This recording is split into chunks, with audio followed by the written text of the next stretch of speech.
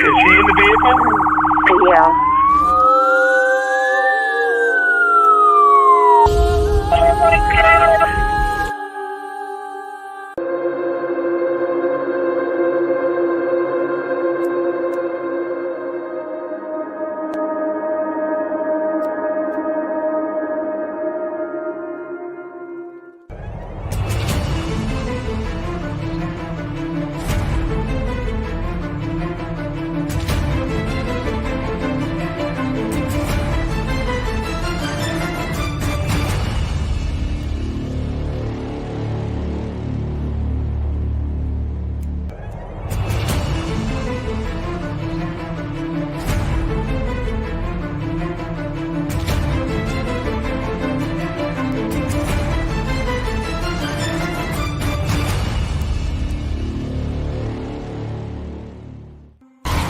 I'm at Grace Church Road. I went to Waynesboro to bring this man down to this address.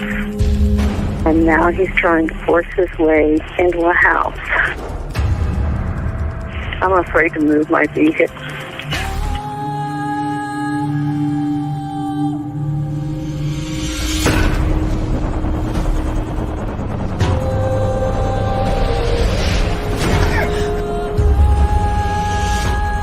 Just like in there. It's inside the house now? Yeah. You have your doors locked? It's open. I'm in a van. You need to make yourself safe, okay? Even if you've got to drive away from there to get away from him and close that and lock that door. Do that for me now, please. Okay, wait a minute. Okay, and boom, we're live. Hey guys, it's Friday. It is. Right? It is Friday. Okay. I got when the live first goes off, it goes really loud, so it's like so then I have to turn it back up so I can hear you guys properly. Anyways, you guys, Alexa's here in the house with us tonight. Yay, Alexza. Hopefully nothing breaks. Don't put I'm like anything afraid to there. move. Yeah. So thank you guys everyone for joining, of course. I mean, this is a case that I personally have heard of, but I've never followed. I seen last night about the Gilgo Beach homicides. And so I was watching a bunch of different press conferences today and videos on it and stuff like that. But Alexza, as she was sending it to me, I said, oh yeah, I haven't looked at it yet, but I seen that actually last night. And Right. then Alexza, actually, you know what? Let's say hello, everyone. We're going to do that first, but we're going to get right into this because I'm very interested. Oh, my husband seems to be gaming pretty good over there. I don't think he realized it. Can you hear him? Okay. Anyways, and then so Alexza, who's from Long Island, right, Alexza? Yes, well, I Yeah. must be what. Mm-hmm. Absolutely. Anyways, actually, go ahead. You know what? I just want to actually listen to you tonight, Alexza, a lot. I know that we have some pictures, and I'll pull up this. But maybe if you want to just give us some background into this story that you've been following with Rex. Is it Sure. Heuermann? Is that how you say it? Heuermann? Mm-hmm. I believe that's how you say it. So Rex Heuermann. Well, the story starts with I have followed this case for about 10 years. Mhm. And I was always intrigued. And I always had this idea, and I think it's possible still, that there were two people that were the unalivers. I wasn't into it's just one person. Let me just turn this off because it's distracting me. So I always believed that there were two, and I think that's the way it's going to be. I think that's the way it's routed because he's only charged for 4, and there were 10. So for people that don't know, there were 10 bodies found in a body of a toddler in Gilgo Beach. And I don't know how you want me to go into the case right now, or just how I know this case. How is it close to home? Yeah, it was. Start with how it's close to home for you, Okay, and then we'll get into it. Close to home. My stepdad is from Massapequa, and and he went to Massapequa High School. Back then, there were two high schools in Massapequa. There was Berner was a high school, and there was Massapequa High. But most of my stepfather's friends went to Berner, so that's how he knows this guy. So as soon as, and obviously, he also went with the most famous Massapequans are the Baldwins. My stepfather's actually really close friends with Alec. And even though Alec is a couple of years older than him, but he's really good friends with Billy Baldwin. Oh, that's the one that's married to China Phillips. Yes, and he graduated in the same year as my stepdad, which I believe is 81, I believe, which is the same year that this guy graduated. So as soon as I heard this, I called him. Unfortunately, I couldn't get in touch with him because he's a pilot. He was traveling, but when he got to his destination, we got to speak a little bit because he sounded so exhausted. But he was like, "Yeah, I just wanted to confirm." And I said, "Do you?" And he started telling me. So he didn't know him closely, like he wasn't his best friend or anything, but he went to school with him. So that's how I got it. So that was like, oh my God, but never in a million years. I mean, it kind of fits the profile, but never in a million years did I thought that the case that I follow so closely, I was going to end up with somebody.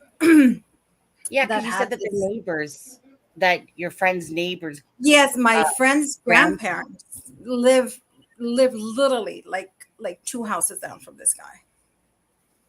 So that's crazy. So I know it. So she texted me. I mean, we're really good friends, and she texted me immediately. I did swing by that area. I was gonna start taking some pictures and everything, but there was police everywhere, and they closed it down. So I didn't want to be like a nuisance to start taking pictures. But I did.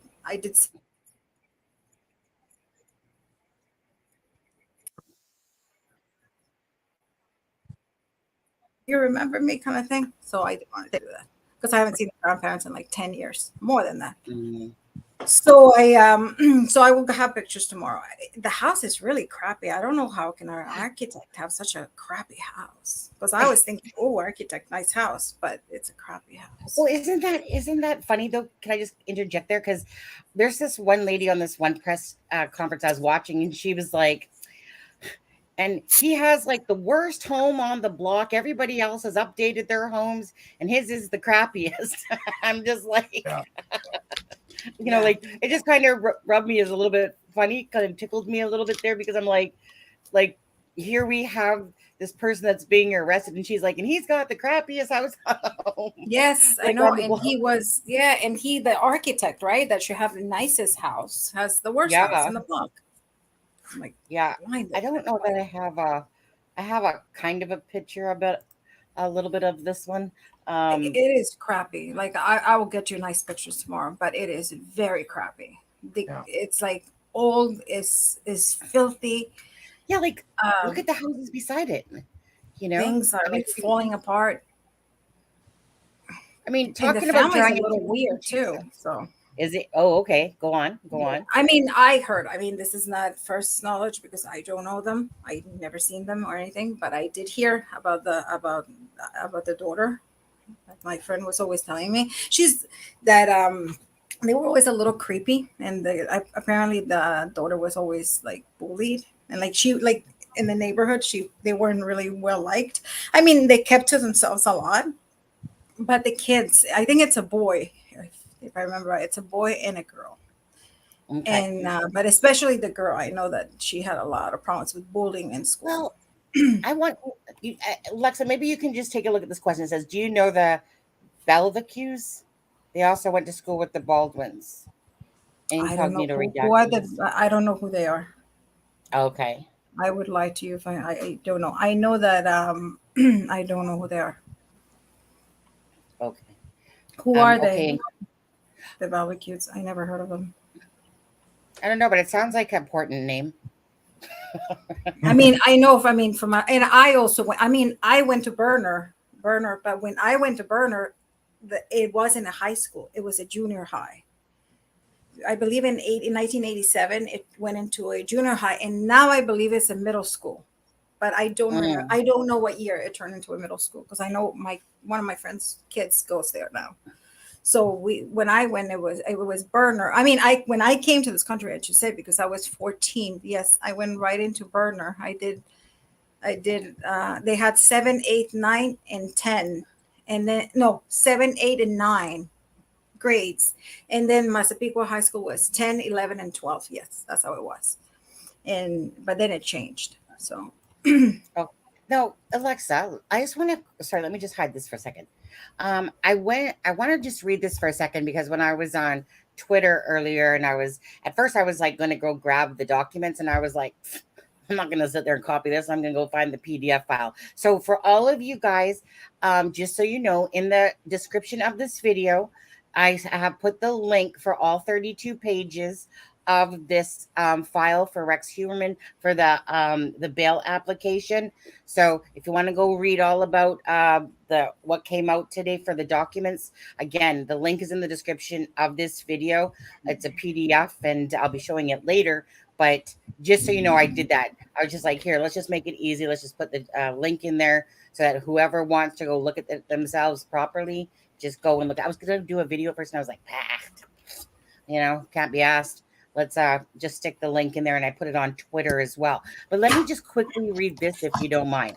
So this person, Christopher Timlin, posts, I reached out to my let's say that word for me again. Massapequa Park. Okay. Massapequa Park friend who's a highly decorated detective for the NYPD, now retired in Arizona. He told me his daughter went to school with the Gilgo suspect's daughter, where the kids referred to her as Stinky Girl because she was an introvert with no hygiene. He also told me that the suspect's wife was with his daughter's Girl Scout group leader, and we're an extremely creepy family. I'm being told that the suspect, Rex Heuermann, was caught after his wife did an Ancestry.com on her DNA was linked to one of the crime scenes. The authorities were alerted and an investigation ensued into Mr. Heuermann's background, who apparently fit the profile. I was also just told additional evidence will be unveiled later in this evening, which, of course, is those 32 documents. So I just wanted to show that as well. So Stinky Girl, apparently, I guess, is what she was called, and they're saying creepy as well, kind of like you were saying, like a weird, you know. Like I said, I don't know, but my friend did say, because her grandparents live very close, and they said that she was bullied a lot.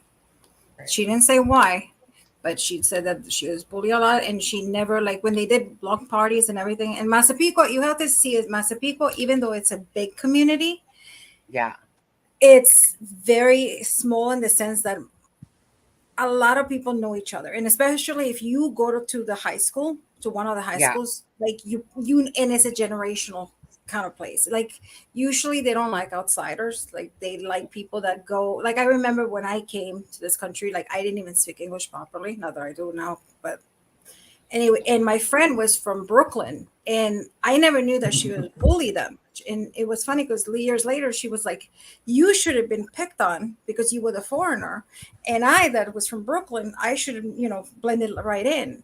And it wasn't the case because she was from Brooklyn. Because my stepdad, his whole family had come from Massapequa. I guess I blended right in, but they're very cliquey. Like and it's still, I mean, most of the people most of my friends that I graduated from high school, most of them still live there. Either they bought the houses from the parents or the grandparents, and they still live there.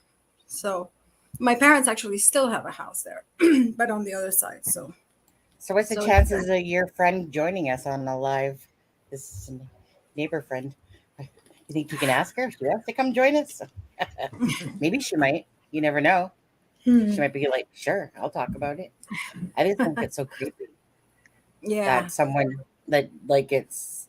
I just think it's. I know how something feels when it hits close to home, and this is like right on your doorstep, basically. And it's like out of all this world, this person just, my stepdad happens to know him, went to from the same area. And one of the detectives that worked on the case, he doesn't work anymore, but he used to work before. It was my stepfather's best friend who also went to Massapequa. So I'm sure Jimmy. No, I'm sure Jimmy's probably like, oh my god, like I can't believe I was doing this case and I went to school with them. So Right. so it's really, I mean, it's really creepy because I mean everybody that is from Long Island and even from New York, we have followed this case so closely. But a lot of people are saying, and I just want to make a little comment because everybody's like, oh my god, they caught the Long Island killer. Unfortunately, yes and no, because there's still other, you know, like I said, there was 10 bodies and a toddler found. He's Yeah. responsible for possible 4. Right. But He's been charged with 3, right? And the 3, fourth. No. that we know, possible 4. Yeah. Six. 3 first degree and 3 second degree, they said. Really? I thought Yeah, it was that's only in the 4. Okay. No, I'll show you. Here, hold on. Oh, okay. Let No, me- she's right. That is in the documents. Okay, There was a note about how he wasn't charged in one, but that he probably will be soon. Okay. Yeah. But there's not, but he hasn't been charged in all of them. So there's still a possibility there might be somebody else. So there's 1, 2, 3, 4, 5, 6, and that's when they said on the where did I see it? That there was, I think I was on the actual thing I was watching anyway. That there was 3 3 that were first degree, 3 that were second degree. Why would they change? That's so stupid. Yeah, it is. That is odd because they're in when you're reading the documents, it talks about 3 of the 4 victims, or and so it's so I'm not sure why they did the different charges that way. Yeah, because I mean, he unalived them in the same manner, all of them. Mm-hmm. So I don't. And what I read, it was only 4. So I don't know. And that's what I thought I read too. But yeah, Sonny's right. It says 6 counts there. Yeah. So, but I know that. But I had read 4 as well. So here, let me show that one more time. Actually, where did it go? Share. So, are they saying here? Okay, first, second. Yeah, and and then they have another one, and I think it's the one that's I think it ends in Barnes. They were talking Sonny, about. what are the names on those? Are we just go back up really quick? Because okay, Sure. So we have Megan. So he's been charged. No, so he's been charged with murder in the first degree with 3 victims, and then the same 3 victims. If you read the names, they gave him second degree charges for the same people with the same victims. That's what I thought. Yeah. So Yeah. he's only So he's responsible. Yeah, that's what I thought. I was because if you read the names in the charge, the same names. Yeah. Okay. You know what? For some reason I you know what? Because I was gonna start reading that part, and then I was just like, like meaning when I was gonna do a video, and then I stopped because I was like, nah, I don't feel like reading all this. I'm just gonna drop the link on it. So I was watching the. Go ahead. Go ahead. No. I think it's Costello, Waterman, Barthélemy, and there's a Jane Doe that I don't know who. They haven't named that I know. And then the one that they haven't charged him with, but I think they're going to is like that. Was it Melissa something? Yeah, it was Maureen Bernard Barnes. Maybe? Yeah. No. Yes, that's the one right there. That Maureen. Yes, is the girl with the with the black hair. Well, yeah, the girl. Yeah. Yes, I've seen her picture. Yeah, yes, it says although the defendant has not yet been charged with any crimes of the disappearance and murder of Barnes. Set forth below, and then it goes on to talk about her that they think that he will be probably. Yeah. And so no, exactly. So yeah, because I was kind of confused too, because I was like looking, going, wait, I thought there was like 10, like meaning you keep looking at all these different posts and they're showing 9 faces, this face and that face, and I guess it's kind of like right. So if there was kind of like 3 or 4, but maybe other sites are doing thumbnails. When I say sites, I'm talking about news media sites. Thumbnails that have 9 because that's the 9, and I think you said 10 and a toddler total. Alexa. Yeah. Yeah, there is 9 women and 1 man. There's 1 Asian man that they had never been able to identify, and a man and a toddler. Yeah. Right. It's a confounding case because right here. It spans from when were the murders? Sorry. They believe as far back as they said as far back as maybe 2000s, could be could be 6, 7 to Well, 2010 that they were discovered. I think that they said 2007 to 2011 for those Mhm. people. Now it said though that it was a span of 26 years. They believe it went back as far as 1996 to 2011. Mhm. So that must be where maybe some of the other people come in, but maybe they That's what, and can't. they were also they were unalive and and they were left, and they have different signature. That's why I always believed there was two unalivers, because the other ones were, some of them, even though they were strangled, because they all, I think, had strangulation, they were strangled differently. So, and Yes. some, and they were hit and they were bound differently. This one, what he used to do is he used to strangle them and he used to bound them with duct tape.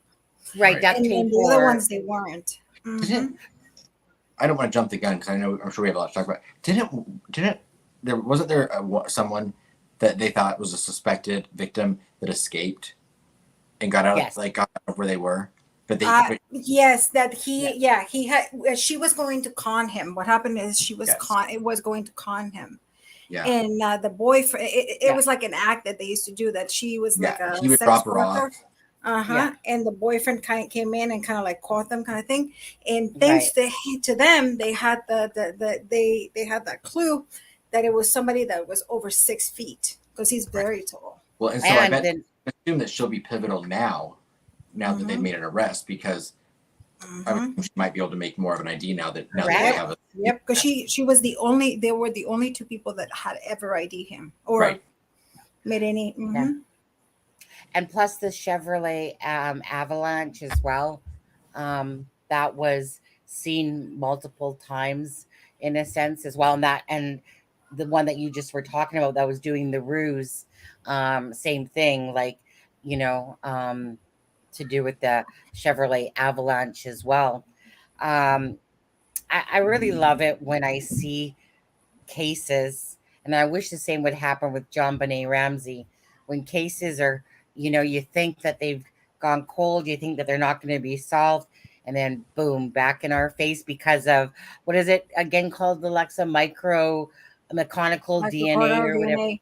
And what I Yeah. heard with this case is that they have actually found the hairs back when they did it, when It's when so they discovered bizarre. the bodies, and they kept it because they didn't have the DNA. Right. And Yeah. apparently, this is how the story goes. I think one of them, I think, I don't know if it was the wife or the daughter, did like a 23andMe, one of those sites, and they got a hit on that. And Because they started the surveillance on this guy, and right. they started surveillance with him and everything until he threw the pizza. And of course, wonderful work Well, that you know, the weird Mhm. thing, and I looked into it when I heard that because I heard it was the wife, and so I was like, well, how would the wife's DNA link to her husband's DNA? Because Right. you don't share DNA with your spouse, and Right. so when I looked into it, they found on the three victims, they found the hair wife's from the wife. hair Hmm. from the wife on the victims' bodies. Which Hmm. what a coincidence that your wife's hair gets onto your victims. Yeah. Because it was probably a duct tape that it was used at the home. Right. And so that's how they linked him, is because then when, the match came to her, and so then they were like, well, she's didn't do it, but oh, look, here's No. her husband, and they matched it to the truck Yeah. in the pizza box. Crazy. Yes. Yeah. Yes. That was And- bizarre. So let's get into, because like I said, I don't know this story in depthly besides what I've been watching today. And so, like I said, you've been following it, Alexa. Mhm. So I mean, like, I don't know. Like, look at all the numbers here. Like for the victim, like 1, 2, 3, 4, 5's over here.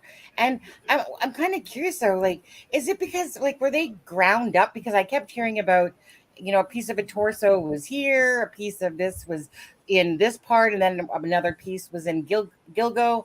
No, Um, there was one case. There was one that it was in Manorville. That it was believed that it was a dismemberment from one of them. That half of the body was in Manorville, which is from Massapequa, is maybe like 40 miles around Around Yeah. is towards the Hamptons. If you guys are familiar, Manorville is close to West Hampton. So that's where it was found, and half of it was found here. But that's the only thing. And they were all buried. But I mean, this place, I mean, I'm pretty sure, I mean, and also in Manorville, they found other one, but that's from the early 2000s. They didn't link them, but that's how it was. This case is so complicated. It's like Delphi. I was kind of refreshing my memory today. It's like Delphi, but bigger and greater, but not so twisty, but it's been crazy. I was gonna say, I like I said, I don't know much about it. Like, you know what? I want to play a clip for a second. Right. I just want to play a clip that I think I have here, just to play a little. I think it's like 6 minutes or something.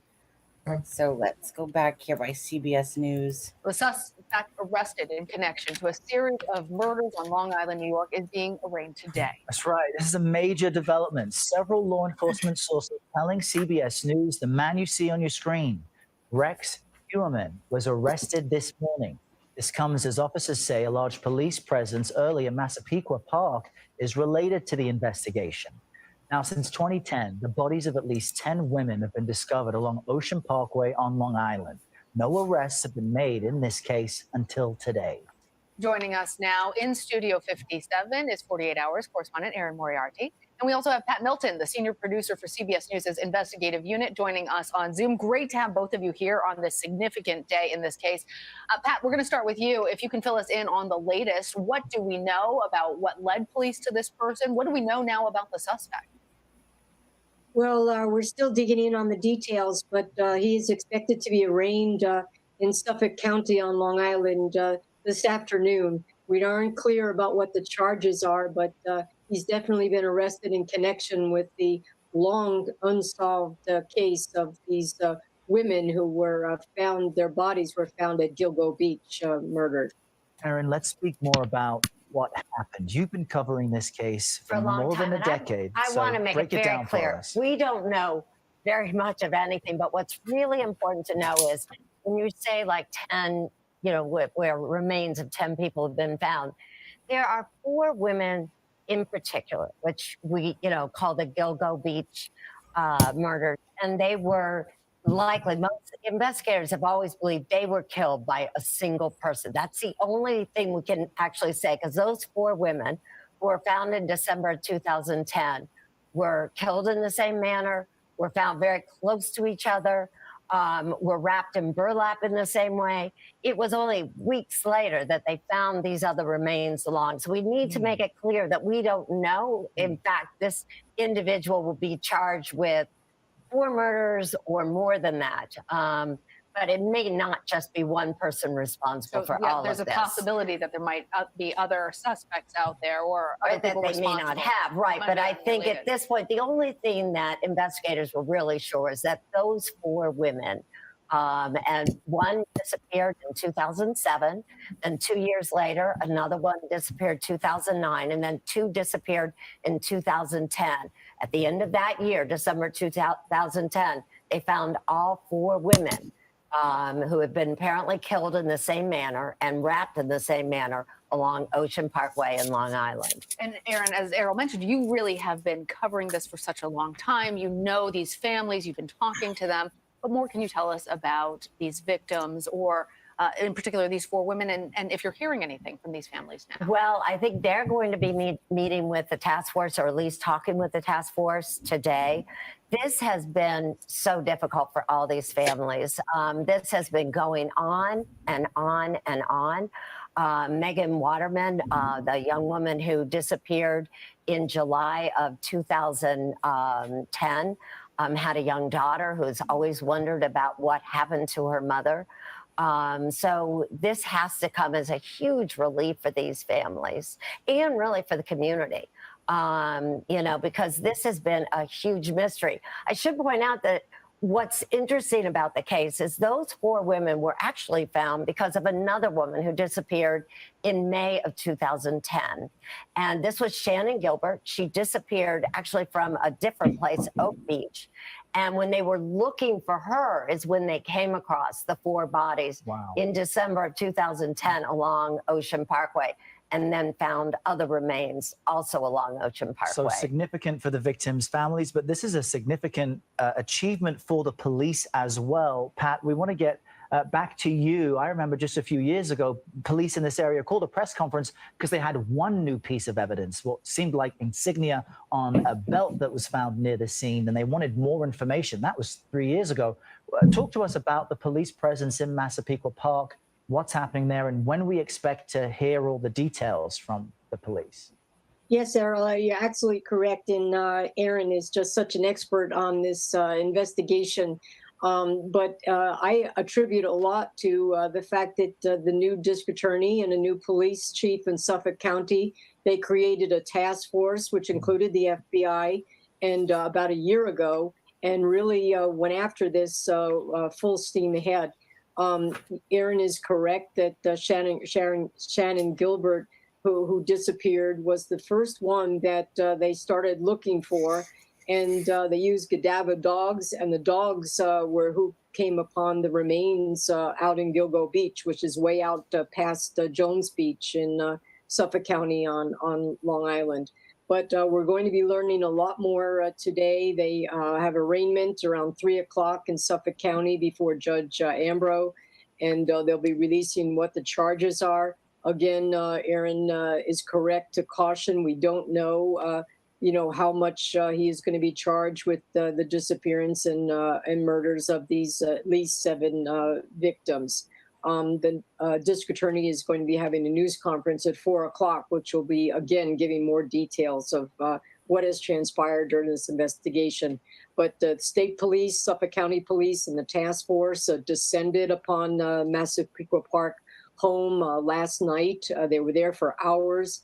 And he was taken into custody and is now awaiting arraignment.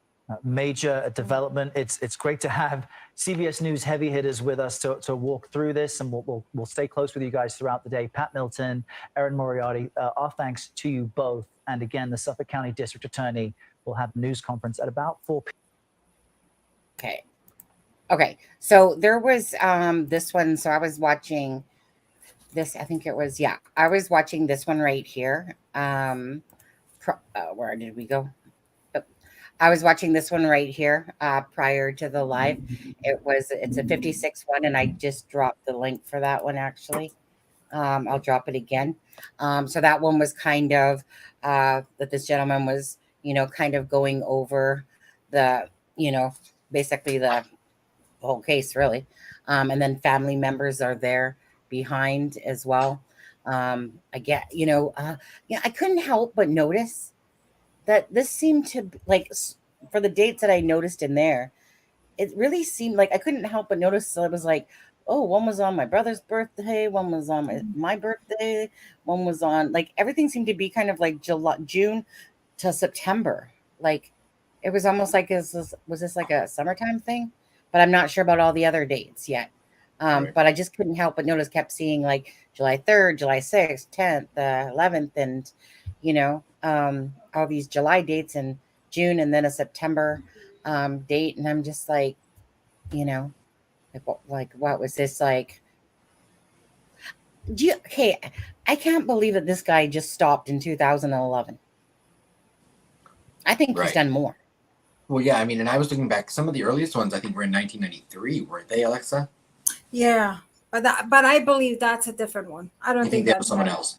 Yeah, I always believe it was. And the ones, and a lot of the ones like there was, how many were found? There were like a whole bunch found on one day in 2011. There was the Valerie something, I think. There was the toddler, and then like a couple days later they found the Asian male, and all in that one little condensed area. Well, that's right here, like the toddler, Jane Doe. So the toddler, 2011, 0404, 2011. Jane Doe, same thing. They found her. Is that when they found them? Or no, that must have been. That's when they were found. Okay, in 2011. Because Um, look at the date. yeah, There's a whole bunch of them there. 4/4, yeah, 2011. 12. This is 12/13, 2010, 12/11, 2010, 12/13, 2010. Isn't that crazy? What's kind of boggling my mind a little bit is, okay, how long it took. Well, no, I guess not.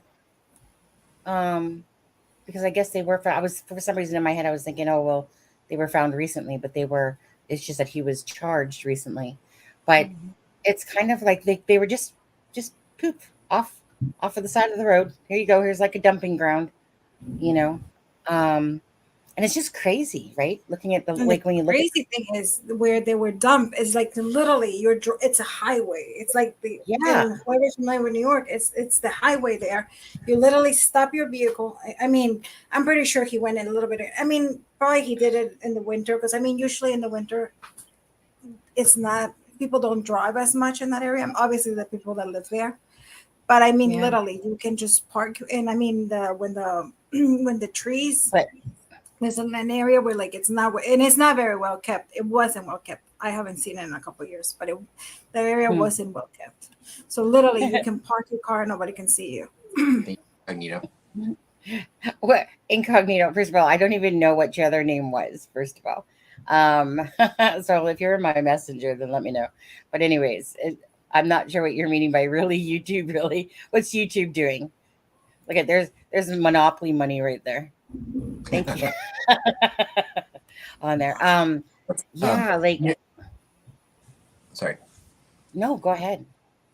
Well, now I don't know what I was gonna say. Oh, incognito. Thank you. Wait, is that? One second. Hold on. Where am I? Hold on a second. I'm going to this for a second.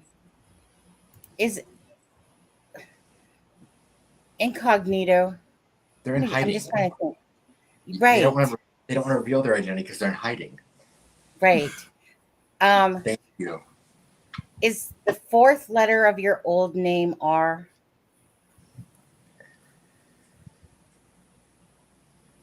Yes or no?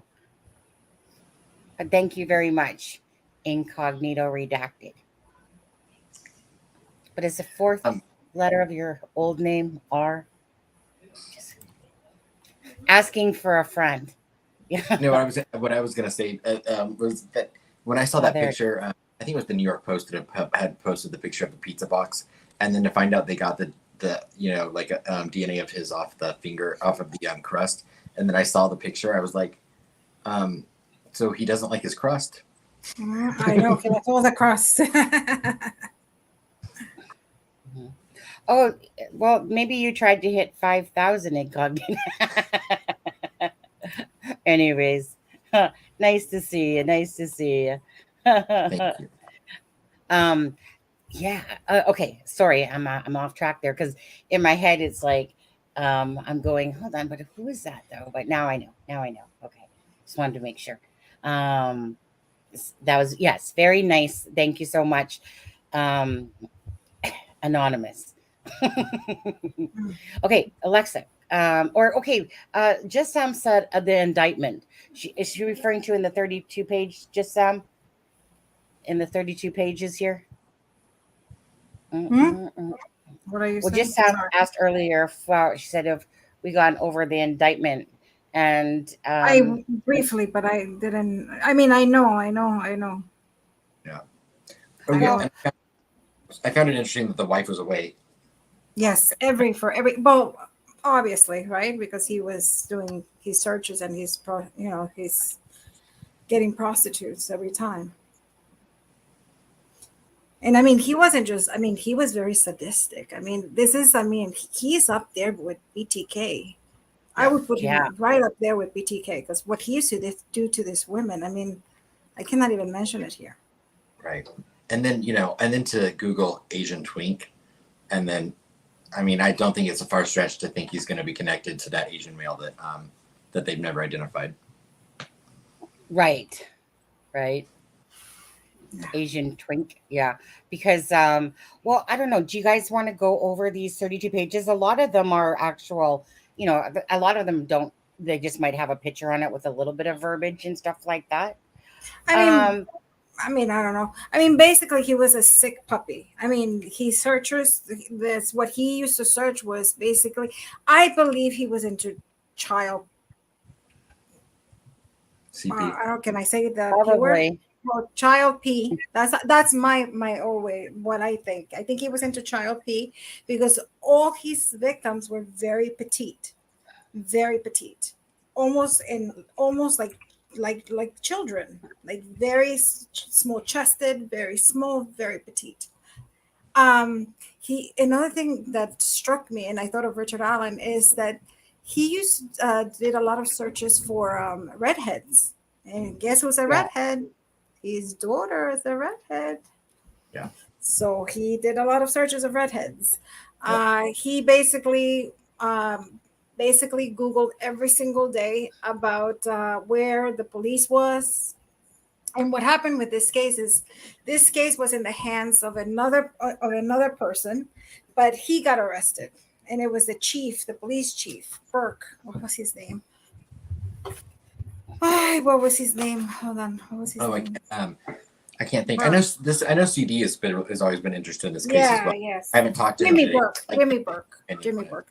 And he was in for 12, and this is interesting, for 12 years, for whatever years, Burke handled this case and never went anywhere. As soon as this case was handled in 2022 to somebody else, and obviously it took a little longer because after he got arrested, they put somebody else and it didn't work out.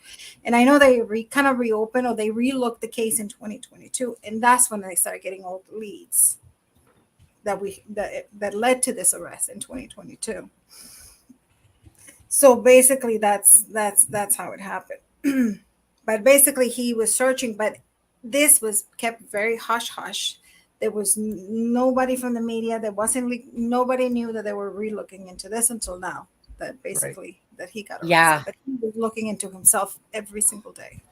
Yeah, right. I was Which going to say. Usually they do. And a different burner. I was like 7 burner phones, 90. and they connect the phones to the victims. Well, I was going to say, Adam, do you have this up on your computer? I can get it pulled up in 2 seconds on my phone. Yeah. Because I had it open on. Yeah, I have it open. Okay, so we're not going to go through the first page, really.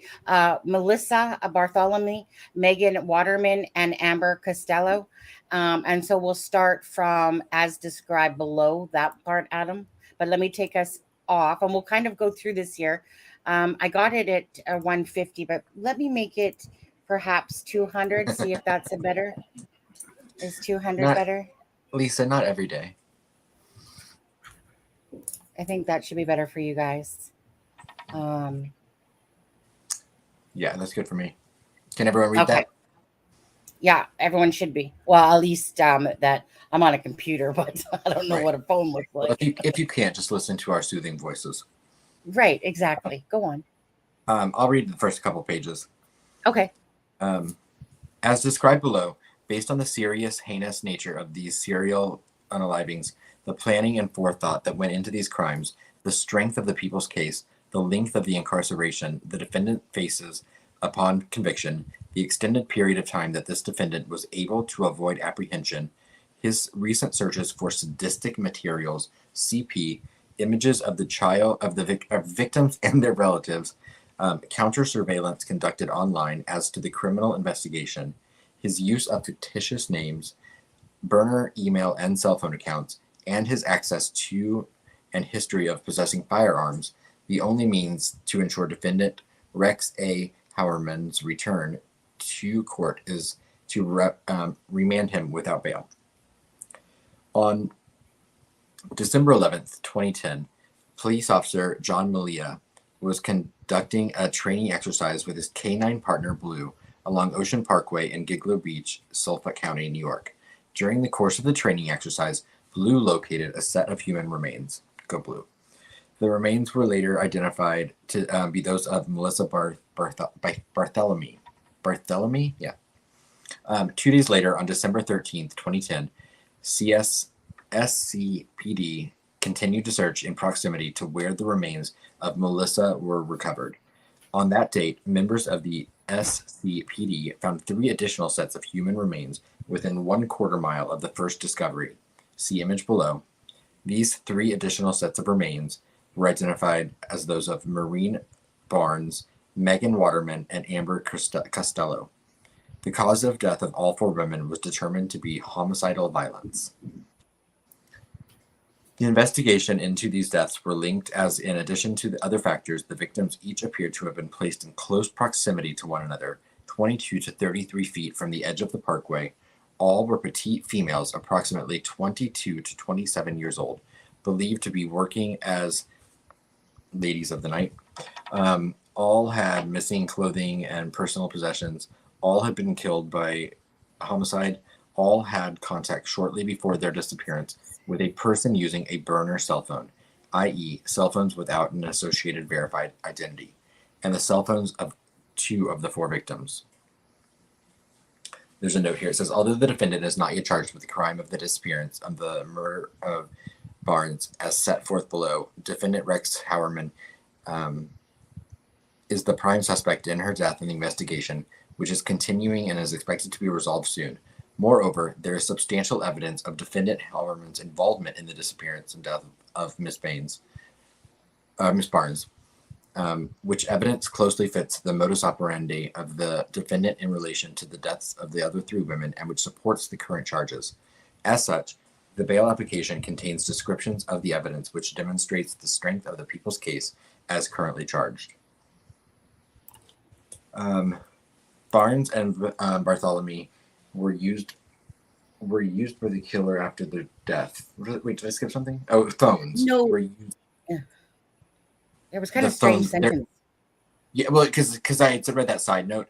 So it said the cell phones of 2 of the 4 victims, Barnes and Bartholomew, were used by the killer after their deaths. In addition, each of the, because remember he called their families. Yeah. In addition, each of the 4 victims were found similarly positioned, bound in a similar fashion by either belt or tape, with 3 of the victims found wrapped in a burlap type material. Recent investigation. In January 2022, the Suffolk County District Attorney's Office assigned an experienced team of investigators, analysts, and prosecutors to work jointly with law enforcement partners from the Suffolk County Police Department, New York State Police, Suffolk County Sheriff's Office, and the Federal Bureau of Investigation. A comprehensive review of every item of evidence and information in this investigation was undertaken by the team.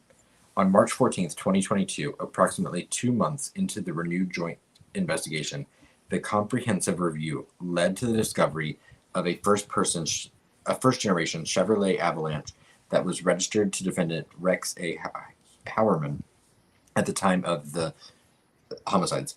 As described below, this was significant because a witness to the disappearance of Amber Costello identified a first-generation Chevrolet Avalanche as the vehicle believed to have been driven by the killer. The discovery led to a comprehensive investigation by defendant Heuermann, which consisted of over 300 subpoenas, search warrants, and other legal processes to obtain evidence. As discussed more fully below, among the items uncovered were cell phone billing records for Heuermann, corresponding to cell phone locations for the burner cell phones used to arrange meetings with 3 of the 4 victims, the taunting calls made to the relatives of Miss Bartholomew, a call made by a detective to Miss Bartholomew's cell phone while looking into her disappearance, and calls checking voicemail on Miss Barnes' cell phone after her disappearance. In addition, Heuermann lived in Massapequa Park, where the victims were believed to have disappeared from, and he worked in Midtown Manhattan, in the vicinity where the taunting calls were made to the sister of Miss Bartholomew. As set forth more fully below, defendant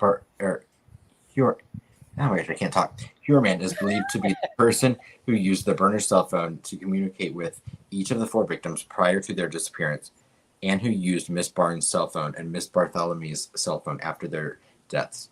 Both defendant Heuermann and these burner cell phones had significant connections to both Midtown Manhattan and Massapequa Park, New York. The disappearance of Maureen Bernard Barnes. Brainard, I think. Brainard Barnes, thank you. Yeah. Was last seen on July 9th, 2007 in New York City. At that time, she was believed to be working as a sex worker. On July 6th, 2007, Miss Barnes' cell phone was contacted by a burner cell phone. Between July 6th, 2007 and July 9th, 2007, there were 16 interactions between the burner phone and Barnes' cell phone. On July 9th, 2007, the last cell phone site location at Barnes' cell phone was approximately 1156 in Midtown Manhattan, near the 59th Street Bridge. Thereafter, the Barnes' cell phone had no further activity until July 12th, 2007. On July 12th, 2007, 3 days after her disappearance, 2 outbound calls were made from Barnes' cell phone, checking her voicemail from a cell site location near the Long Island Expressway in Islandia? Yeah, I'm not sure to say that. Islandia? Islandia. Sorry. Yeah. The disappearance of and unaliving of Melissa. Melissa Bartholomew was last seen on July 10th, 2009 in New York City. At that time, she was believed to be working as a lady of the night. On July 3rd, 2009, I don't know what to say about that one. Hold on a second. Just 1 second. Sorry, you guys, because we try not to say certain words on here for YouTube flagging, certain things too much. At the end of the day, Adam, just read it the way it is, okay? Okay. This thing's going to be yellow regardless at any point. So you just read it the way it is. All right, I'll finish out this page and then I'll let one of you take over. On July 3rd, 2009, Miss Bartholomew was contacted by a burner cell phone. Thereafter, the Bartholomew cell phone was contacted by this burner cell phone on July 6th, July 9th, and July 10th, 2009, which was the last day she was seen alive. On July 10th, 2009, cell site records indicate the burner cell phone traveled to Massapequa Park and to Midtown Manhattan. Later that evening, the Bartholomew cell phone traveled from Midtown Manhattan to Massapequa with the last cell site location being in Massapequa on July 11th, 2009 at approximately 1:43 a.m.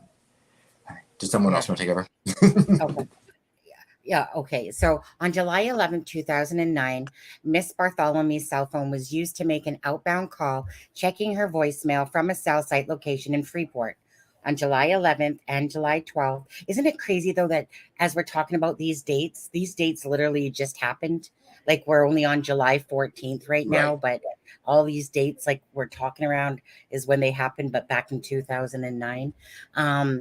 So on July 11th and 12th, 2009, the Bartholomew phone was made 2 more outbound calls, checking her voicemail from cell site locations in Babylon.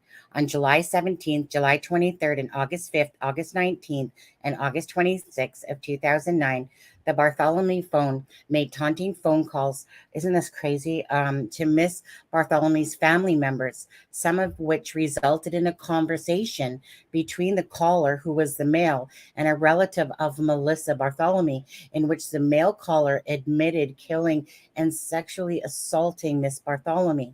As described below, the cell site locations of the Bartholomew phone during these taunting calls were made in Midtown Manhattan.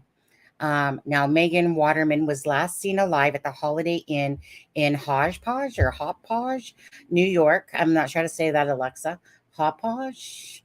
Either way, New York on June 6, 2010 at approximately 1:30 a.m. At that time, she was believed to be working as an S worker.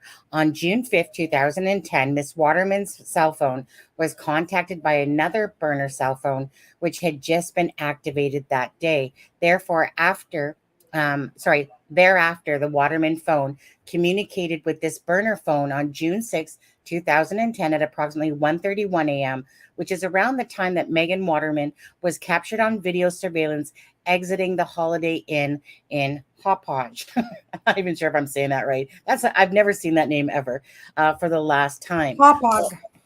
Yeah, you're doing good. Hauppauge. Hauppauge? Mm-hmm. Okay. Okay, so following that communication, the burner's cell phone had no further phone activity. However, cell site records show that the Waterman phone traveled from Massapequa Park, with the last cell phone location being in Massapequa Park at approximately 3:11 a.m. in the vicinity of the residence of defendant Heuermann. Let's see. Amber Costello was last seen alive on September 2nd, 2010, leaving her residence. Okay, you guys, look at this right here. 1112. I know the address. I as soon as I read that, I was like, oh, King Road. Right. I know, right? King Road from the Brian Koberger case. Anyways, so I just thought that was eerie when I seen that too. American Avenue in West Babylon. During the late evening hours. At the time, she was believed to be working as an S worker. On September 1st, 2010, the day prior to the disappearance of Amber Costello, Miss Costello's cell phone was contacted by a burner cell phone.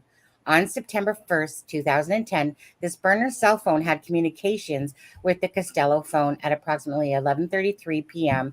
and 11:34 p.m. During those communications, the burner cell phone connected to cell site towers in West Amityville and Massapequa Park. Thereafter, the burner phone traveled to West Babylon in proximity of the residence of Amber Costello and had contact with Costello phone at approximately 12:05 a.m. on September 2nd, 2010. According to witnesses, around the time of the communications between the burner cell phone and the Costello phone on September 1st and 2nd of 2010, lady of the night client, I can't help it, a lady of the night client showed up at Miss Costello's residence located in West Babylon, New York. After the client entered the home, a ruse was executed. This is what we were talking about before. A ruse was executed on the client, whereby, as a person pretended to be outraged boyfriend of Amber Costello, that the client left from the residence, which Amber Costello retained the money the client, meaning Rex, had brought to pay for her services. Based upon interviews, that client was described as a large white male, approximately 6'4" to 6'6" in height, in his mid-40s, with dark bushy hair and big oval style 1970 type eyeglasses. A witness described him to police as appearing like an ogre. Furthermore, a witness noticed a first-generation Chevrolet Avalanche parked in the driveway of the residence. According to the witness, following the ruse, this client said he was just a friend. Tell her I'll give her a call, and walked out the front door. Thereafter, and then it says, the mirrors the physical attributes of defendant Rex Heuermann, who is a large white male, approximately 6'4" in height, in excess of 240 pounds in weight, with dark bushy hair, who wears large glasses, and who was 46 old when Amber Costello went missing.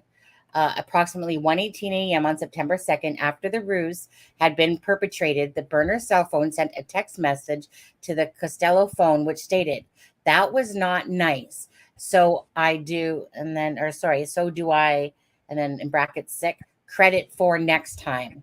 Phone records show that the burner phone was located at Massapequa Park within 2 minutes of this text message being sent. According to a witness, later the next day on September 2nd, 2010, Ms. Costello was again contacted by the same client that was in the house the night before with the avalanche. Further, Amber told us he wanted to see her again, but he didn't want to come back to the house because of her boyfriend. Thereafter, on September 2nd, 2010, at approximately 9:32 p.m., the same burner cell phone from the previous evening communicated with Costello phone. During this communication, the burner cell phone used a cell site location in Midtown Manhattan. Following this communication and based upon cell site records, the burner cell phone traveled to Massapequa Park and had contacts with the Costello phone at approximately 10:39 and 11:05 p.m. Cell site records for the burner phone indicate that at approximately 11:17 p.m., the phone traveled to West Babylon. How do you say that? Babylon is West proximity. Babylon. Babylon? Okay. Proximity to the residence of Amber Costello. Subsequently, Amber Costello left her own cell phone behind, walked out the front door of the residence, and was seen alive for the last time. Shortly after Miss Costello left the house, a witness observed a dark-colored truck pass the house, specifically coming from the direction Amber had walked towards. Records established the defendant Heuermann's wife was out of New York for the disappearance of Bartholomew, Waterman, and Costello. I'll finish up to here, Adam. Significantly, travel records show that on July 8, 2009, defendant Heuermann's wife departed the United States for Iceland. On August 18, 2009, defendant Heuermann's wife returned to the United States. Consequently, defendant Heuermann's wife was out of the country during the time of Melissa Bartholomew's disappearance. Okay, Adam.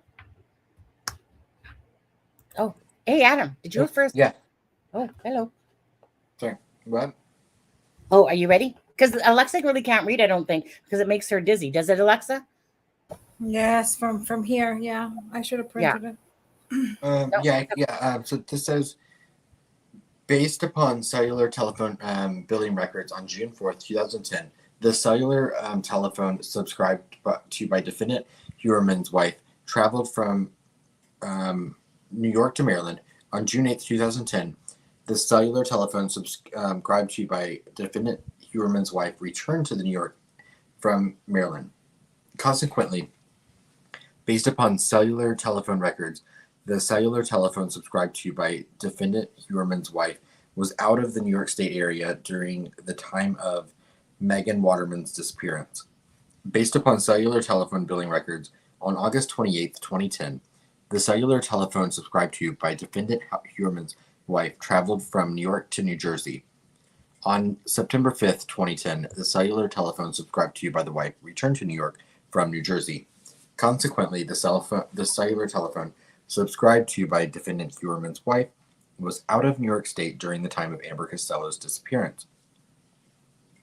During the time of the disappearance and murders of the victims, defendant Heuermann owned an architectural business located in Midtown Manhattan, and this business was the named subscriber of Heuermann's cell phone, which was active during the times of the victim's disappearance, and subscribed to Heuermann's home address of Massapequa Park. Although cell site records from the time period no longer existed, investigators obtained cellular billing records which showed general location information for Heuermann's cell phone. A review of these records, as well as Heuermann's American Express records, showed numerous instances where Heuermann was located in the same general location as the burner cell phone used to contact victims Bartholomew. This says neither cellular billing records nor travel financial records could be obtained for defendant Heuermann's wife for 2007, as such records were no longer available due to retention policies. Therefore, it is undetermined at this time defendant Heuermann's wife was traveling out of state during the time of Maureen Barnes' disappearance and murder. Waterman and Costello, as well as the use of Barnes and Bartholomew's cell phones when they were used to check voicemail and make taunting phone calls after the women disappeared. Significantly, investigators could find no instance where Heuermann was in a separate location from other cell phones when such communications events occurred.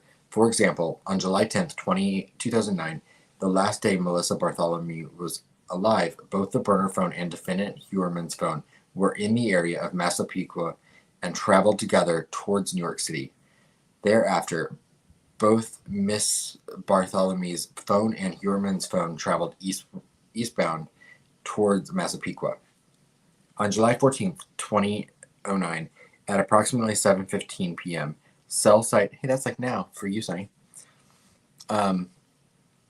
Cell site records indicate the burner phone used to contact Miss Bartholomew's prior to her disappearance had activity in Manhattan. On this same date, between approximately 6:58 p.m. and 7:22 p.m., billing records from Heuermann's cell phone also showed call locations in New York City. Following Miss Bartholomew's disappearance on July 17th, 2009, at approximately 12:40 p.m., a male caller used the Bartholomew phone to contact Miss Bartholomew's family.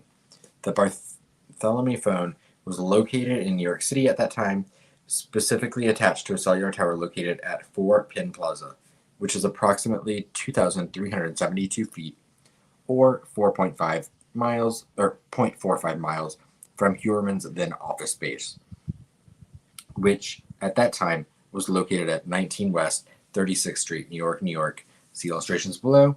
On this same date at approximately 1:45 p.m., billing records from Heuermann's phone also show a call location in New York City. Okay, Sunny, do you want to read the next one?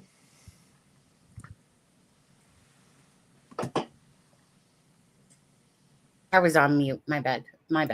On July 22nd, 2009 at 6:51 p.m., cell site records indicate the burner cell phone had activity in New York City, specifically attached to a cellular tower located at 19 West 34th Street, which is approximately 872 feet or 0.16 miles from the defendant Heuermann's then office space, which at the time was located at 19 West 36th Street, New York, New York. See illustration below. On the same date at approximately 5:12 p.m., billing records from Heuermann's cell phone listed a call located in New York City. So, again, target phone, 19 West 36 here, basically 0.16 miles. Okay, so let's see here. On July 23rd, 2009, at approximately 1:39 p.m., cell site records indicate that the burner cell phone had activity in New York City, specifically attached to a cellular tower located at 19 West 34th Street, which is approximately 0.16 miles from Heuermann's then office space. On this same date, at approximately 12:48 p.m., billing records from Heuermann's cell phone listed a call located in New York, New York. So again, the images. But again, you guys don't forget that I said that the PDF for this file is in the description of this video. So feel free to go look at that PDF file that has all these documents on it. I'll just finish off this one. On July 23rd, 2009 at approximately 6:42 p.m., a male caller used the Bartholomew phone to contact her family. The Bartholomew, that's quite the name to keep saying. The Bartholomew phone was located in New York City at this time, specifically attached to a cellular tower located at 275 West 39th Street, which is approximately 0.16 miles from Heuermann's then office space. On July 23rd, 2009, between approximately 8:29 and 9:30 p.m., the burner cell phone had activity in New York City. Later on this same date, at approximately 11:05 p.m., billing records from Heuermann's cell phone listed a call located in Jamaica, Queens. All right, go ahead, Adam.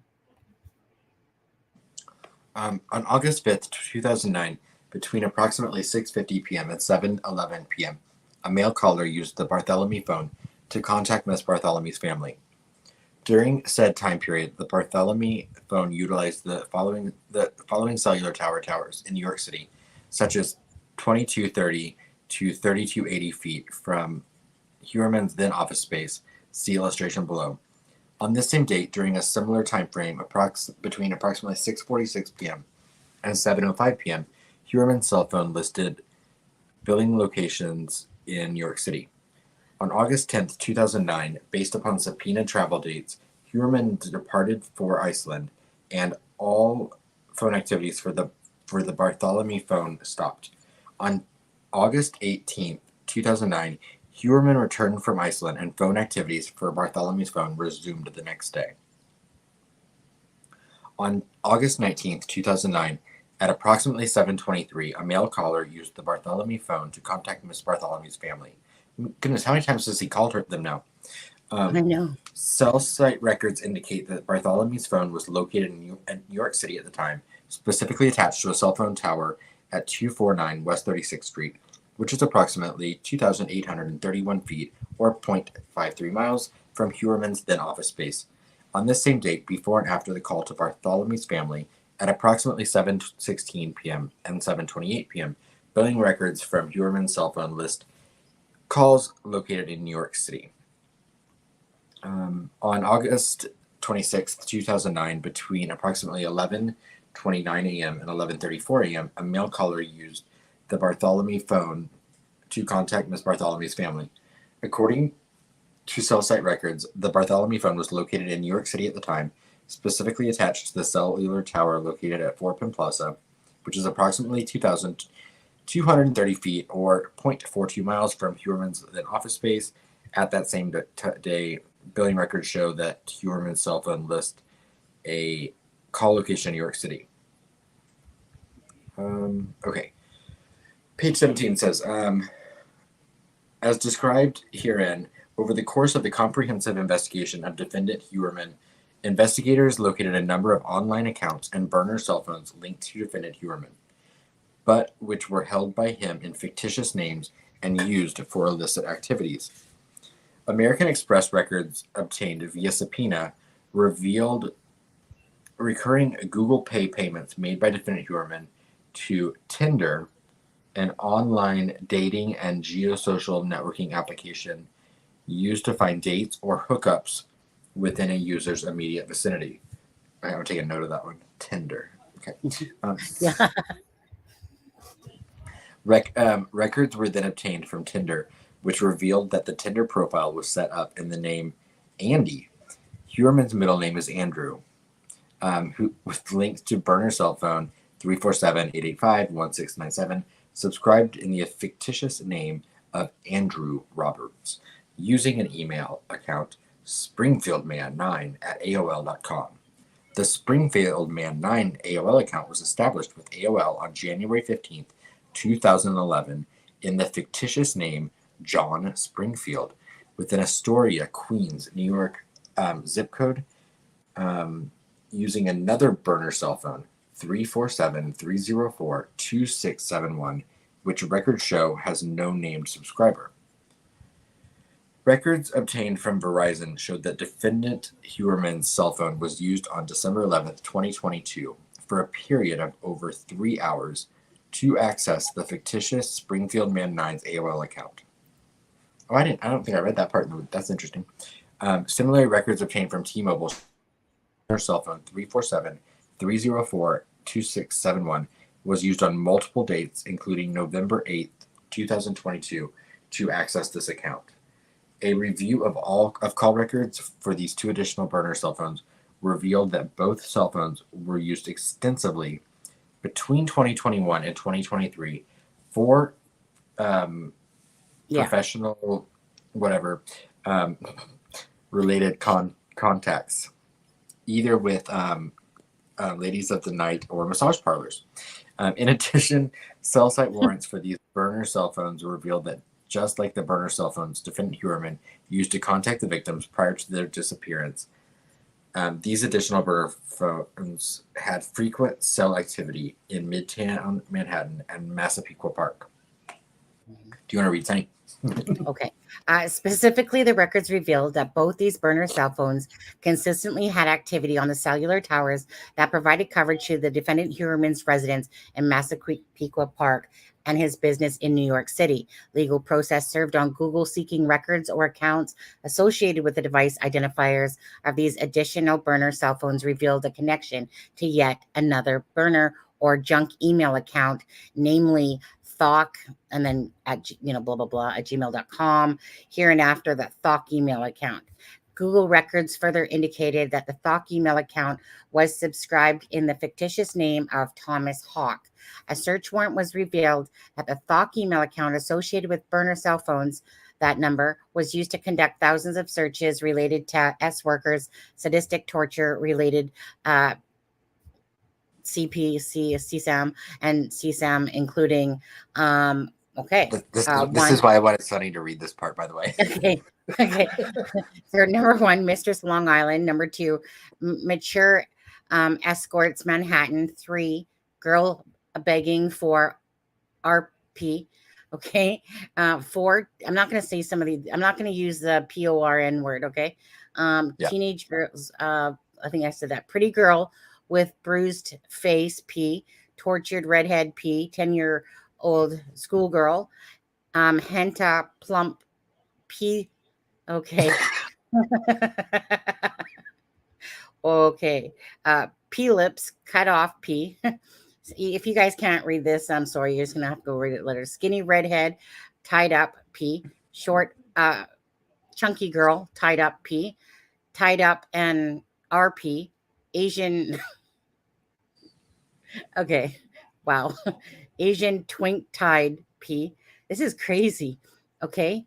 Tied slave forced, C. Okay. I can't do this, man. I can't read these. Yeah. Okay. Do you want me to If you take guys, over, Sonny? yeah, I can't. I'm not really comfortable saying these things, to be honest with you. Yeah. Yeah. Okay. So, where were we? Well, I think at number 14. If you want to Okay. try that one in C-shot your way. and C-shot and crying P. Girl hog tied torture P. 10-year-old blonde hair girl. Chubby 10-year-old girl. Black girl 10-year-old. Girl with face abused. Chubby 10-year-old girl crying. 13-year-old schoolgirl, aged 12-year-old girl with blonde hair and blue eyes. Blonde hair girl, young depressed. Teen girl, oiled bodies. Preteen girl with makeup. Nude S girls. Old janitors. Yeah. Gang B, little school girl. Crying girl, painful A. Schoolgirl, crying teen P. The Thok email account was also used to conduct in excess of 200 searches between March 2022 and June 2023 related to activities related to active and known SKs, the specific disappearance and murders of Maureen Barnes, Melissa Bartholomew, Megan Waterman, and Amber Costello, and the investigations into their unalivings. These searches or articles accessed, but are not limited to. You know what? Let's just not read all those. Again, the link is in the the PDF file for these. I'm not comfortable reading all these words. I don't like it. It makes me puke and just even having to look at some of these things. The guy's a sick, twisted POS, and you guys can go look at this list yourself. I mean, obviously there's names in here that you can see. John Bitroff, Megan Waterman, Melissa Bartholomew, Maureen, like these are all different things. The articles included from the searches. So, I mean, Can we at least look at the selfie? I think it's on page 20. Oh, yeah. Let's just go back from here. Okay, so let's start there, Adam. Oh, okay. Okay, I thought you were done. I thought you don't want to read anymore. But, no, it's just I don't want to read those things. Those things people can go look at themselves. Hold on, I lost my link. I have to find it again. If you want. Okay. So the Thok, I'll just finish that. The Thok email account was also used to search for a number of podcasts and/or documentaries regarding this investigation, as well as repeatedly viewing hundreds of images depicting the homicide victims and members of their immediate family. Significantly, defendant Heuermann also searched for and viewed articles concerning the very task force that was investigating him. Okay, so again, right. I'm glad that they, like I said, they secretly, you know what I mean, were trying to keep everything because they knew that he was paying attention. A search warrant conducted on the fictitious Springfield Man 9 AOL account further revealed selfie photographs that appeared to have been taken by the defendant Rex Heuermann of himself, see below, and sent to other persons to solicit and arrange for S activity. Further linking Heuermann to the fictitious email account and the burner phone used to establish the account. Oh, those are right. I mean, I love that. That's the picture he went with. I know. Right. Look at that. I love. You disgusting. Yeah. And you know he dyes his hair. Oh, absolutely. And you know he's standing in a bathroom right there, looking in a mirror. I hate it. Honestly, I hate it when anyone does a selfie in front of a bathroom. They have their phone. Like, come on now. Okay. But anyways, is his wedding ring in that picture? Pardon? No wedding ring in that picture. Okay. No. I wonder if he has wedding ring lines though. You know, like, and then because you know what I mean. You can't when you wear a ring all the time though. You can't really hide that stuff. Okay, go ahead, Adam. Okay, this is page 22.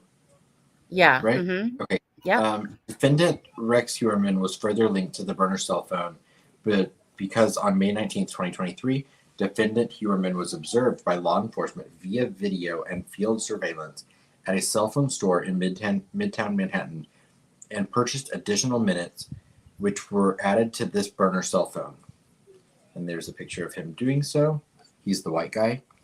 And then page 23 is just more pictures. And then we get to page 24, and it says, sorry, I've done cross my legs.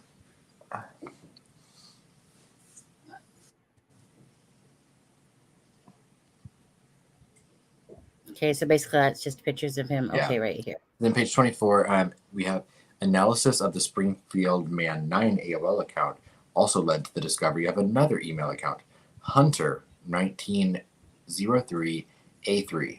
Oh, that's an annoying email address. Sorry. Yeah. Here and after the Hunter, I'm going to say the Hunter 1903 Google account used on February 14th, 2021. Valentine's Day. Yeah. To send an image of a S worker from upstate New York between two of Heuermann's secret email accounts. Further investigations revealed that the Hunter 1903 account was created on February 14th, 2021 using burner cell phone as the user's phone number and SMS recovery number, and subscribed to in fictitious name Andy Roberts, the same fake name linked to the target Tinder profile and burner cell phone 347, as well as the same alias used by defendant Heuermann in communication with numerous potential S partners responding to his advertisements for S, and the fictitious birthday of August 6th, 1972. Oh, you know who else was born in 1972, don't you? Yeah. Just, a month and 3 days later. Which corresponds to the digital ending of the burner account, Thok. In addition, Google provided IP address information for the user's acceptance, which revealed that the terms of service were accepted on Valentine's Day from IP address 24.184.7531. Significantly, records were obtained from Altice, doing business as Optium, which, as an internet service provider, indicated that the IP address at defendant Heuermann's home address was the same. Moreover, based upon SCPD records for the official website Gilgo News.com, a website maintained by the SCPD to disperse news pertaining to this investigation, defendant Heuermann's home IP address was used on May 23rd, 2020, while we were all staying at home during the you-know-what. And July 3rd, 2020, to access the official news concerning this investigation. Records obtained from JetBlue also show that the same IP address was also utilized to book flights for defendant Heuermann and his wife in 2018. When analyzing the images of all devices and accounts used by defendant Heuermann, there appears to be a clear pattern where Heuermann used burner cell phones and burner junk email addresses to contact S workers and S partners to conduct extensive searches related to S and S work, violent, sadistic, CP, and 3, seek online information about the authorities investigating his crimes. These burner cell phones and email accounts with fictitious identities were used in an effort to conceal Heuermann's true identity, concealing his criminal activity, unlawful proposition S workers, and attempting to monitor the investigation of his crimes. During the course of this investigation, each of the 4 victims' bodies were examined by forensic science with Suffolk County Crime Laboratory, which revealed as follows. Right. Miss Barnes had been left restrained by 3 leather belts, one of which was utilized to tie Barnes' feet, ankle, legs together. During the we should probably do a trigger warning. Yeah. Or we should have done one like an hour ago. During the examination of the belts, a female human hair was recovered from the buckle of one of the belts by the Suffolk County Crime Lab. Hereinafter, female hair on Barnes. On or about December 18th, 2010, the Suffolk County Laboratory, December 18th, 2010, the Suffolk County Laboratory this hair, I'm sorry, that's bothering me, laboratory this hair and was able to determine that it corresponded to a Caucasian head hair fragment. Although this hair was not suitable for nuclear DNA profiling at that time, it was subsequently submitted for further DNA analysis. Megan Waterman. Megan Waterman had been bound by clear or white duct tape. During the course of the examination of Miss Waterman's body, 2 female human hairs were recovered from outside the head area. 2 female human hairs were recovered, one from outside the head area, and the other from the tape of the head area. Both hairs were recovered in the vicinity of Miss Waterman's head, hereinafter 2 female hairs on Waterman. Examination by the Suffolk County Laboratory indicated that the 2 female hairs on Waterman exhibited Caucasian European characteristics, but were unsuitable for further DNA testing at that time. The 2 female hairs on Waterman were subsequently submitted for further DNA analysis. Amber Costello. An examination of the body of Miss Amber Costello revealed that she appeared to have been bound by 3 pieces of clear or white duct tape. During the course of that examination of Miss Costello's body, female human hair was recovered, specifically on a piece of tape inside of the burlap wrapping in the vicinity of Miss Costello's head. Herein, female hair on Costello. A subsequent examination of the female hair on Costello led to the determination that it had Caucasian European characteristics. However, it was unsuitable for further DNA testing at that time by Suffolk County Crime Laboratory. The female hair on Costello was subsequently submitted for further DNA analysis. Forensics Laboratory 1. As noted above, the female hairs on Barnes, 2 female hairs on Waterman, and female hair on Costello, collectively, the female hairs recovered on the 3 victims, were all sent to an outside forensics laboratory, herein Forensics Laboratory 1. Forensic Laboratory 1 applies DNA techniques and direct genome sequencing in difficult-to-solve forensic casework and the identification of human remains. In or about July 2022, Forensic Laboratory 1 was able to determine that each of the aforementioned female hairs recovered on the 3 victims each belonged to a female individual in mitochondrial haplogroup K1C2, and that this female was not any of the victims. On or about July 21st, 2022, an undercover SCPD detective recovered 11 bottles from a trash receptacle that had been left out for collection in front of the residence of defendant Rex Heuermann. The Suffolk County Crime Laboratory took swabs of said bottles, which were subsequently sent to Forensic Laboratory 1 for DNA profiling. Right. Do you want to read for a minute, Sunny? Okay. Based on the new submissions on or about February 24, 2023, Forensic Laboratory number 1 was able to conclude that one of the DNA profiles generated from the aforementioned bottles taken from defendant Heuermann's residence indicated a female individual belonging to the mitochondrial haplogroup, whatever, K1C2, which is the same mitochondrial. Am I saying that word right? Anyways, I'll call it MH, okay? As the female mitochondrial, okay, mitochondrial. Haplogroup as a female hair recovers from these 3 victims. This profile was then compared against a previously tested female hair sample recovered on the remains of Miss Megan Waterman, which indicated that the 2 belong to the same individual or someone closely related. Based upon this investigation and evidence recovered to date, that the female is believed to be the wife of defendant Heuermann.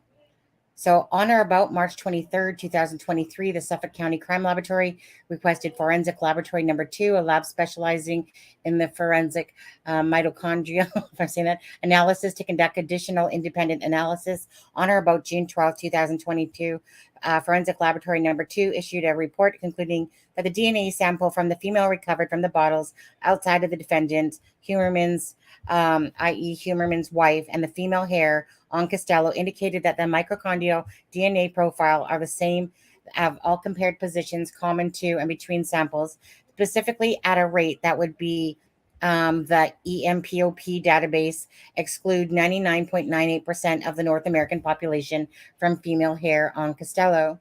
EMPOP is shorthand for the European DNA Profile Group, EDNAP, Mitochondrial DNA Population Database, which is a web-based collection of human mitochondrial, it's a tongue twister, sequence data from various populations worldwide. The North American database includes 12,386 sequences of North American forensic significance. This statistical analysis incorporates a 95% confidence level or margin error, as the North American database does not include every single DNA sequence of North American forensic significance, which would require the typing of every individual of the population. And then see exhibit reporting for an in-depth explanation. Forensic laboratory number 2 then compared the profile of associated with the DNA sample from Heuermann's wife to one of the 2 aforementioned female hairs recovered on the remains of Miss Waterman, which also resulted in the conclusion that the mitochondrial DNA profile are the same at all compared positions common to and between samples, specifically at a rate that would, as per EMPOP database, exclude 99.69% of the North American population from the hair recovered on Miss Waterman. Based on the foregoing, while 99.98% the North American population can be excluded from the female hair on Costello, and the 99.69% of the North American population are excluded from the female hair on Waterman, it is significant that R.H., his wife, cannot be excluded from either the female hairs recovered on the remains of Megan Waterman and Amber Costello. As previously noted, defendant Heuermann's wife was out of state at this time. Miss Waterman and Miss Costello's disappearance and their homicides. As such, it is likely that the burlap, and by the way, the burlap, I recall listening to it in the news, because a lot of people were talking about it. So the police said there that it was like a camouflage hunting type burlap is what was used. Tape, vehicle, and other instrumentalities utilized in furtherance of these homicides came from defendant Heuermann's residence, where his wife also resides, or was transferred from his clothing. During the initial examination of Miss Waterman's skeletal remains and the burlap materials, the Suffolk County Crime Laboratory was also able to recover a male hair from the bottom of the burlap used to wrap Miss Waterman by her killer, hereinafter male hair on Waterman, and in initial examination of the said hair revealed Caucasian European characteristics.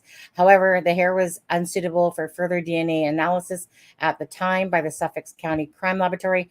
This hair was subsequently submitted for further DNA analysis on or about July 31st of 2020.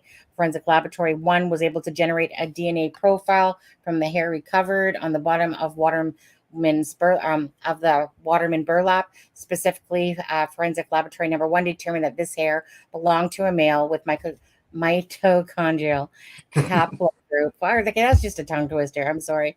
Following the discovery of the Chevrolet Avalanche, hi honey, which was registered to the defendant Heuermann, and the investigation of cellular billing records and other items on or about January 26, 2023, a surveillance team observed and recovered a pizza box thrown.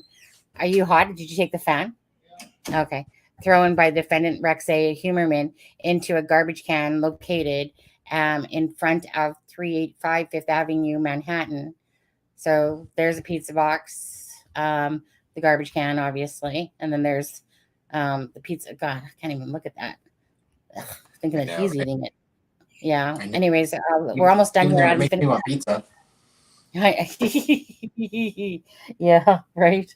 Okay, finish it up there, Adam.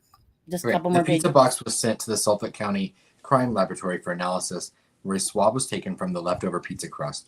On or about March 23rd, 2023, the Suffolk County Crime Laboratory sent the swab from the pizza crust abandoned by defendant Heuermann to Forensics Laboratory 2. On or about April 28, 2023, a detective hand-delivered from Forensic Laboratory 1 a portion of male hair on Waterman to Forensic Laboratory 2 for testing. On or about June 12, 2023, Forensic Laboratory 2 was able to determine as to the male hair on Waterman and the swab from the pizza crust that the mitochondrial DNA profiles are the same, specifically at a rate that would, as per the EMPOP database, exclude 99.96% of the North American population from the male hair on Waterman. Based on the foregoing, while 99.96% of the North American population can be excluded from the male hair on Waterman, it is significant that the defendant Heuermann cannot be excluded from the male hair recovered near the bottom of the burlap utilized to restrain and transport Megan Waterman's nude and deceased body. Arrest and search of Heuermann, his residence, and other locations. On or about the evening of July 13th, 2023, defendant Rex Heuermann was arrested by the Suffolk County police officers. Searches of his residence as well as other locations are currently ongoing. At the time of his arrest, defendant Heuermann had on his person the burner cell phone 347-304-2671, which was linked to the Thok email account used to conduct the online searches described above. Penalties. It is, if convicted on the current charges, defendant Rex A. Heuermann faces multiple sentences of life without parole. Remand without bail is appropriate. Based on the serious, heinous nature of these offenses, the strength of the people's case, the life incarceration of the defendant faces upon conviction, the extreme measures of this defendant took to attempt to avoid apprehension for an extended period of time, the recent sadistic and child P searches, use of fictitious names, email and cell phone burner accounts, online counter surveillance, and his access to and history of possessing firearms, the people believe that the only means to ensure the defendant's return to court is to remand the defendant without bail. Okay. Signed July 4th. Okay. Sorry, that was some of those words were a tongue twister. Yeah. Yeah. I mean, it kind of felt like it was going on forever, to be honest with you, but yet, there was I heard phone numbers, dates, times, and just repetitive things for all of so yeah. It's a bail document, so it's of course going to be tedious. Yeah. I thank you, Alexza, for keeping the chat occupied there as well. Alexza, your mic's off. Sorry. No. Yeah, no, I know you were. Okay. So I don't know. Anyways, your thoughts, Alexza, on any of that? I was listening to his attorney, how he says that everything is circumstantial evidence. I mean, I think this is beyond circumstantial evidence. I mean, first of all, what kind of, let's just start with the easy. What kind of person would have 92 weapons, guns, and the average, I'm not talking somebody, the average person.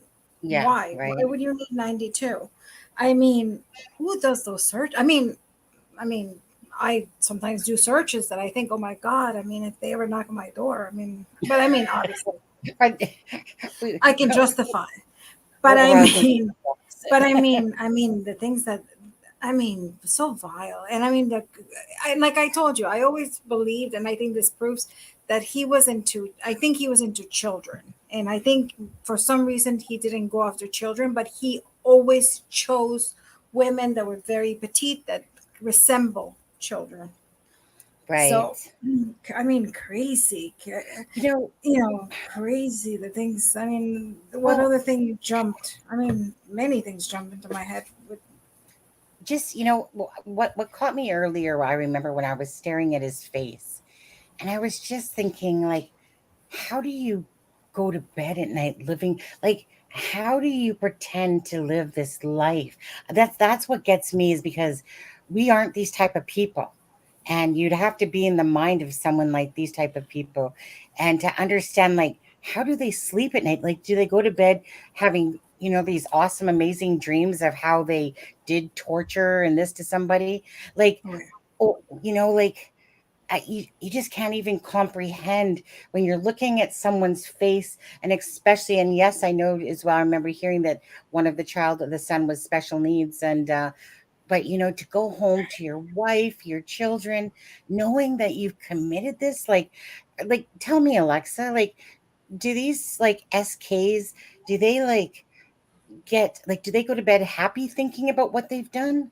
Like, ooh, like, like, do you know this what I is mean? something that we will never be able to understand, because those are psychopaths, that they don't feel bad. Right.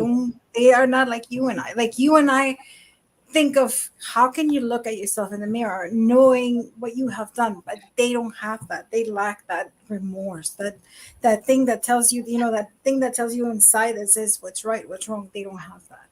And I think this is another example of another psychopath that we have. I mean, yeah, especially with kids, I understand, okay, if you don't have kids there, you don't have that connection, but I always wonder that, like, how do you go?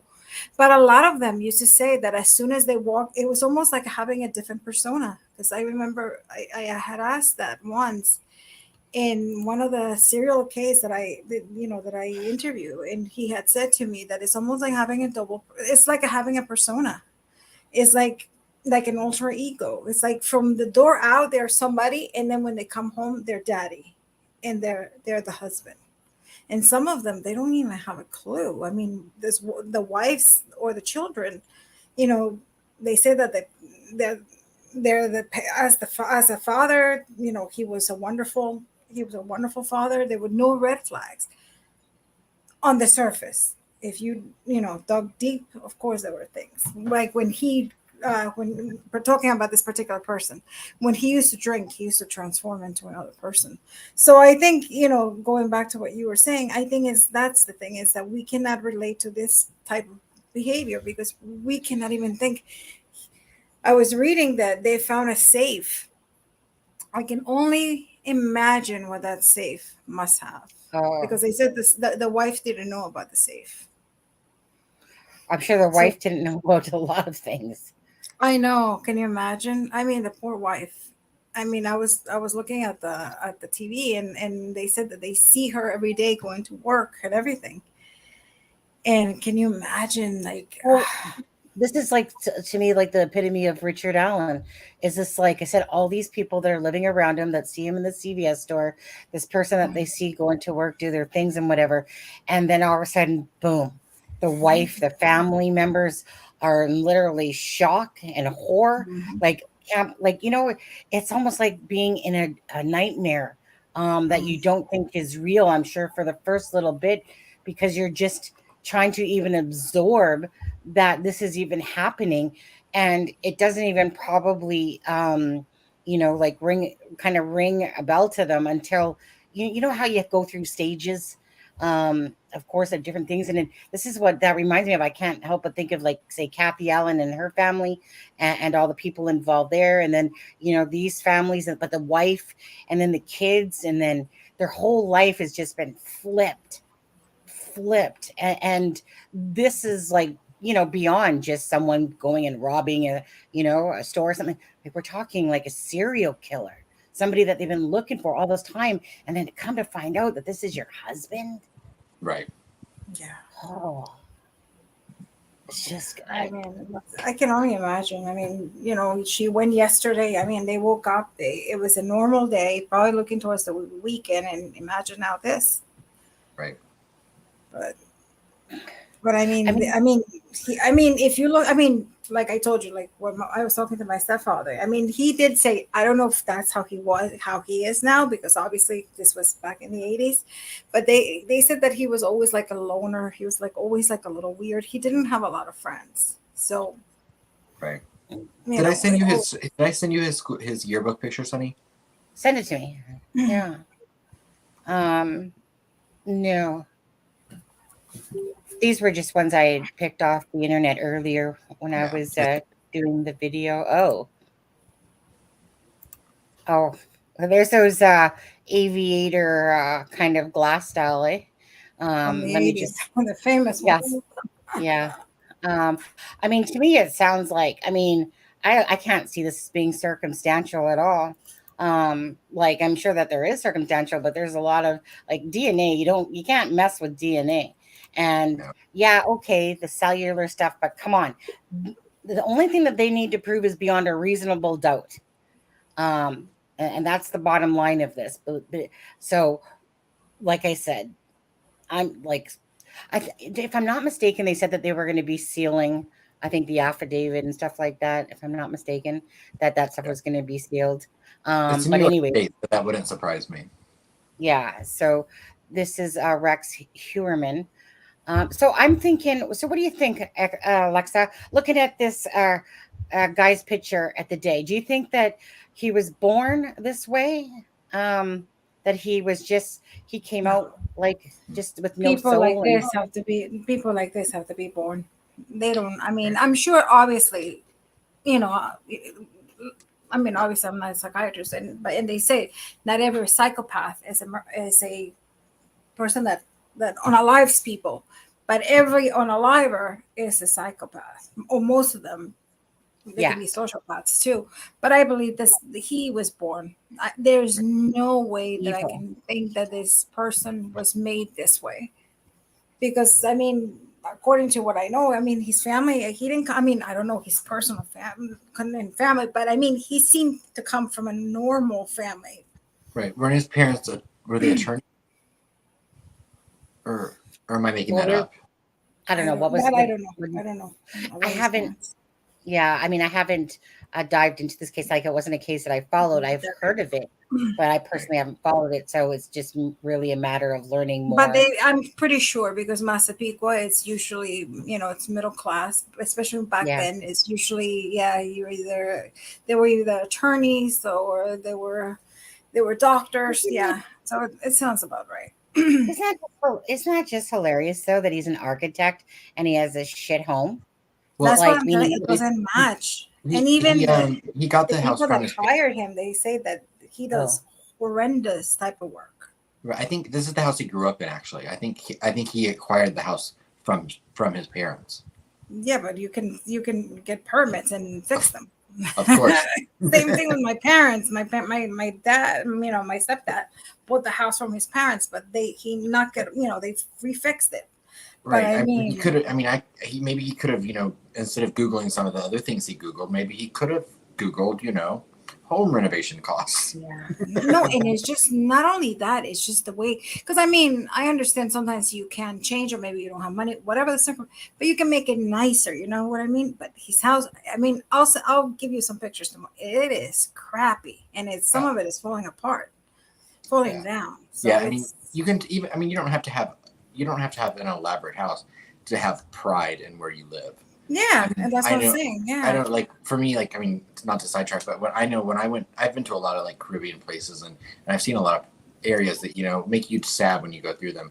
But like when I went to Costa Rica, one of the first things that I noticed was you would go through these little small towns, and these houses were nothing, but the people that lived there had so much pride in their property that you didn't see like the shanties and like the shacks. It was landscaping, and they might have 2 rooms in their house, but you could tell that they valued that and they had pride in it. So, and especially an architect. That's like you are a hairdresser. And so imagine, and you always keep your hair so beautifully and everything. So because that's pride. Because I wear a hat, Alexza. But even when you don't wear a hat, you always. But you know what I mean, and that's your work. Imagine if I don't know. I never understood that, but I guess he didn't care about his home life. Yeah. He was too busy.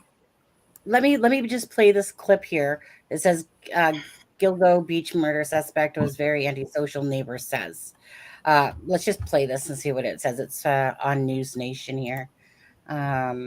So hold on. Where's play? Let's go bigger. Rex Heuermann, and now joins me live. Michael, thank you so much for your time. I know this has to be shocking. What was your reaction to learning that you have been neighbors now with a man who is now accused and charged with at least 3 killings. Well, I am unsettled, to say the least. I'm shocked. I can't believe that somebody like this would be living essentially 2 doors down from me. It's just very unnerving, being that most of his victims were around the age of my younger sister, and being that she always would walk the dog past his house, and it would and every time she walked past his house, so she always had a very uncomfortable feeling passing the house. She just told me that a little while ago. So it's very, like I said, very unsettling to say the least. And I'm glad he's finally off the street. And, like I suspected, there's probably somebody else involved in this. And I hope they get whoever else is involved with this off the streets as well, because this is disgusting.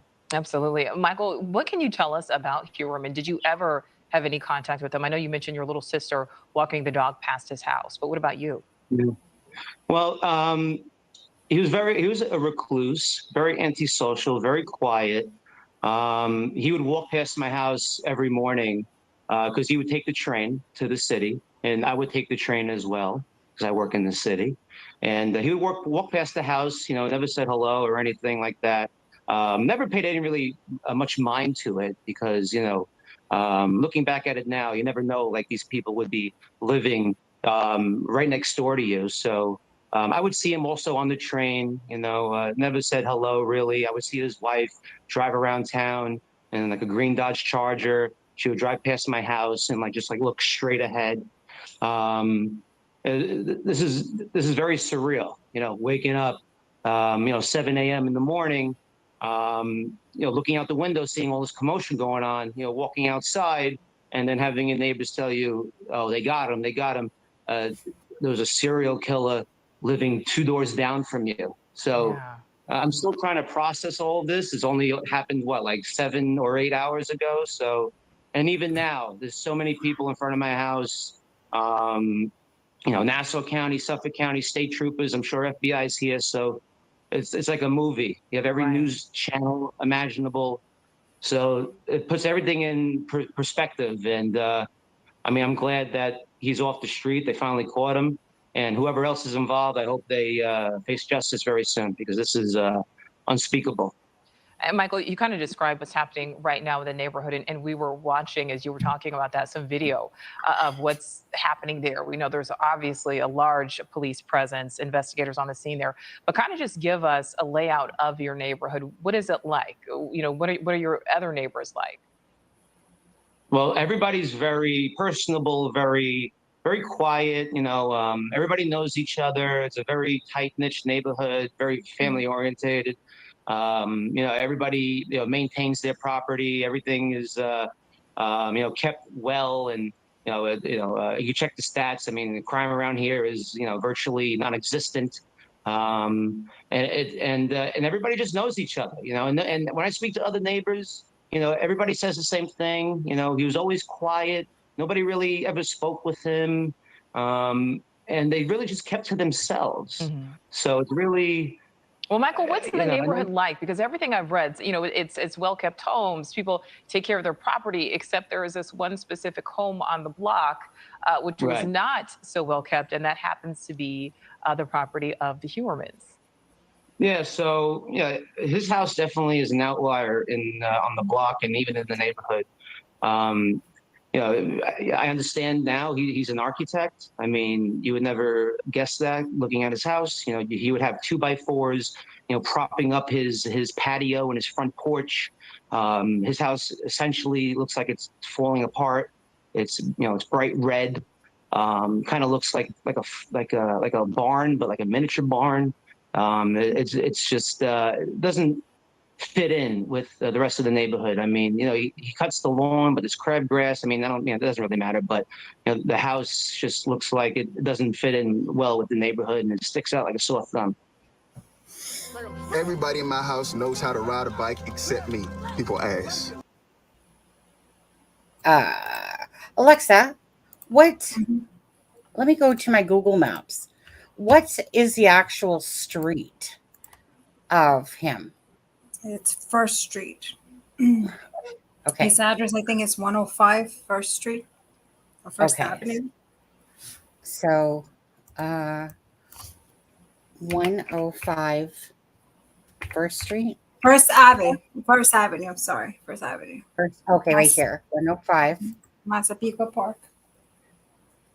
Okay. 11762, I think is the zip code. Yes, it's 11758 is about. Okay, let's just see if little Google Earth, is it on this side? Is this First Avenue? Yeah.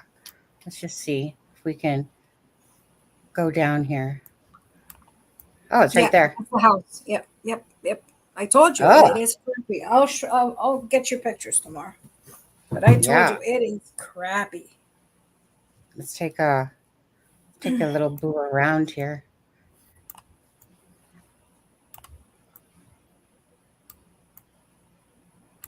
Yeah, and then this is like a miniature Amityville horror little house, isn't it? Like not really, but I mean Amityville. And Amityville Horror House is not too far from here, by the way. Oh, really? FYI. Yep. Yeah. Like, I mean, it really does stand out, doesn't it? Like this red house.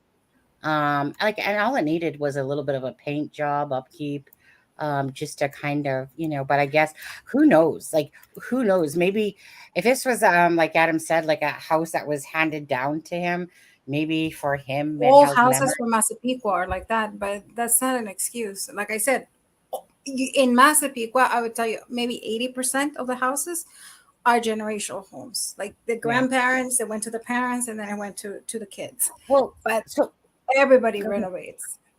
So your friend's grandparents lived in what house? This one or this one? I tell you that was no. I cannot say that because she'll kill me. But she lives literally like 2 houses down from him. Okay, but do they still live there? That's why. The grandparents, yes, they still live there. So this day, they still live there. Oh, gotcha. Yeah, that's. I mean, I'll ask her tomorrow because, like I said, I was gonna swing by, and she gives me permission. I'll tell you the address, but I don't want to say without asking. But literally, it's like 2 houses down. Yeah. Well, I mean, as I'm doing the 360. Yeah. I mean, I think like. When the guy was talking, then he said that his sister or something walks by with the dog. I think honestly that anyone walking by with a dog or anyone walking by would kind of get creep vibes from this place regardless, because it looks like a shit shack, like meaning it looks like a shit shack. You know how like if you walk by like these houses, you're fine. And then you see this piece of crap house in there. I probably feel the same way myself, like walking by this house going like, ugh. Do you know what I mean? So I just think it's like, I don't know so much that it was instinct of, I think it's just anyone almost walking by this place would probably be like, what the heck hellhole is this thing? Anyways, what does CJK say? The Asian man dressed as a woman, he was approximately to the 3 he was charged with, right? What? The Asian man was dressed as a woman. He was approximately to the 3. I'm not sure exactly what that means. Do you? I don't think he was charged. No, I don't think he was. I think the Asian men, they haven't found out who unalive him. And I don't think he's being charged for it. But he was found in I think what he's saying is the Asian man that was dressed as a woman was found in the proximity of these people. And that is true. I mean, you pull that map back up. Sorry, he was found, or they were found. I don't know, in the proximity. And then you look at that Google search. I'm like, maybe. Yeah. Most of them are together. Yeah. Did they have Was it? Which one was it? Right here, number 8. Yeah. So not far from those 3. Like they're literally right there. Yeah. So do you believe, Alexza, that these are all connected? I mean, what's the chances? Come on now. What's the chances that you're looking at a road and within this vicinity are all these? I mean, The Asian man, maybe, but the other ones, I don't think so. I like I told you at the beginning, I always believed there were two people, two You think different that there's two people? SKs, yeah, because they were slightly different signatures and different things. So I don't think they were the same person. I mean, well, yeah, obviously he knew the area very well, and I'm pretty sure if you go on the other side of that, I'm pretty sure there has to be other bodies. I mean, near my parents, there's like this wooded area, and my dad always swears that there has to be some bodies there. So I don't know. I don't know why he keeps saying that, but yeah, but very crazy. What like it just looks like a lineup of people. Boom, boom, boom, boom, boom, boom. Do you know? Like looking at it visually. I don't know. I mean, the Asian may, but the other ones, I don't believe it was him. And I mean, the toddler. I mean, the toddler is the one that I always was fascinated to know. Was a toddler? I mean, why the toddler? Who? Where did this toddler come from? Was he? Yeah. One of the kids from this ladies that happened to go and they killed the mom and then they had to unalive him, or how? Anna's saying so. I think that the male was possibly a tranny. I think that's what I seen earlier as well. Yeah, he was found wearing I think women's clothes. Now, do you think that he possibly, like, maybe he was a good-looking Asian tranny? Because I mean, there are some really good-looking males that have transformed into females. I wonder, like, meaning if he's small and petite, it makes you wonder because he's so close. Like, he's so close. So yes. I'm gonna say that Rex there, dude, did him in as well. I'm gonna think that he was a small little Asian dude, dressed up as a female or whatever. I don't know that he knew that because he probably went by a female name on his profile. Who knows? Or maybe he just seems like a sick, twisted, and he did Google like Asian, whatever twink. It was, Asian twink. I mean, yeah. Maybe he had a curiosity about that, and maybe, I think he's a real. Judging by his Google searches, he didn't have much impulse control. It's so. Go ahead, Adam. Oh no, go ahead, because I have a question for Alexza. So go ahead. Yeah, go ahead, ask her.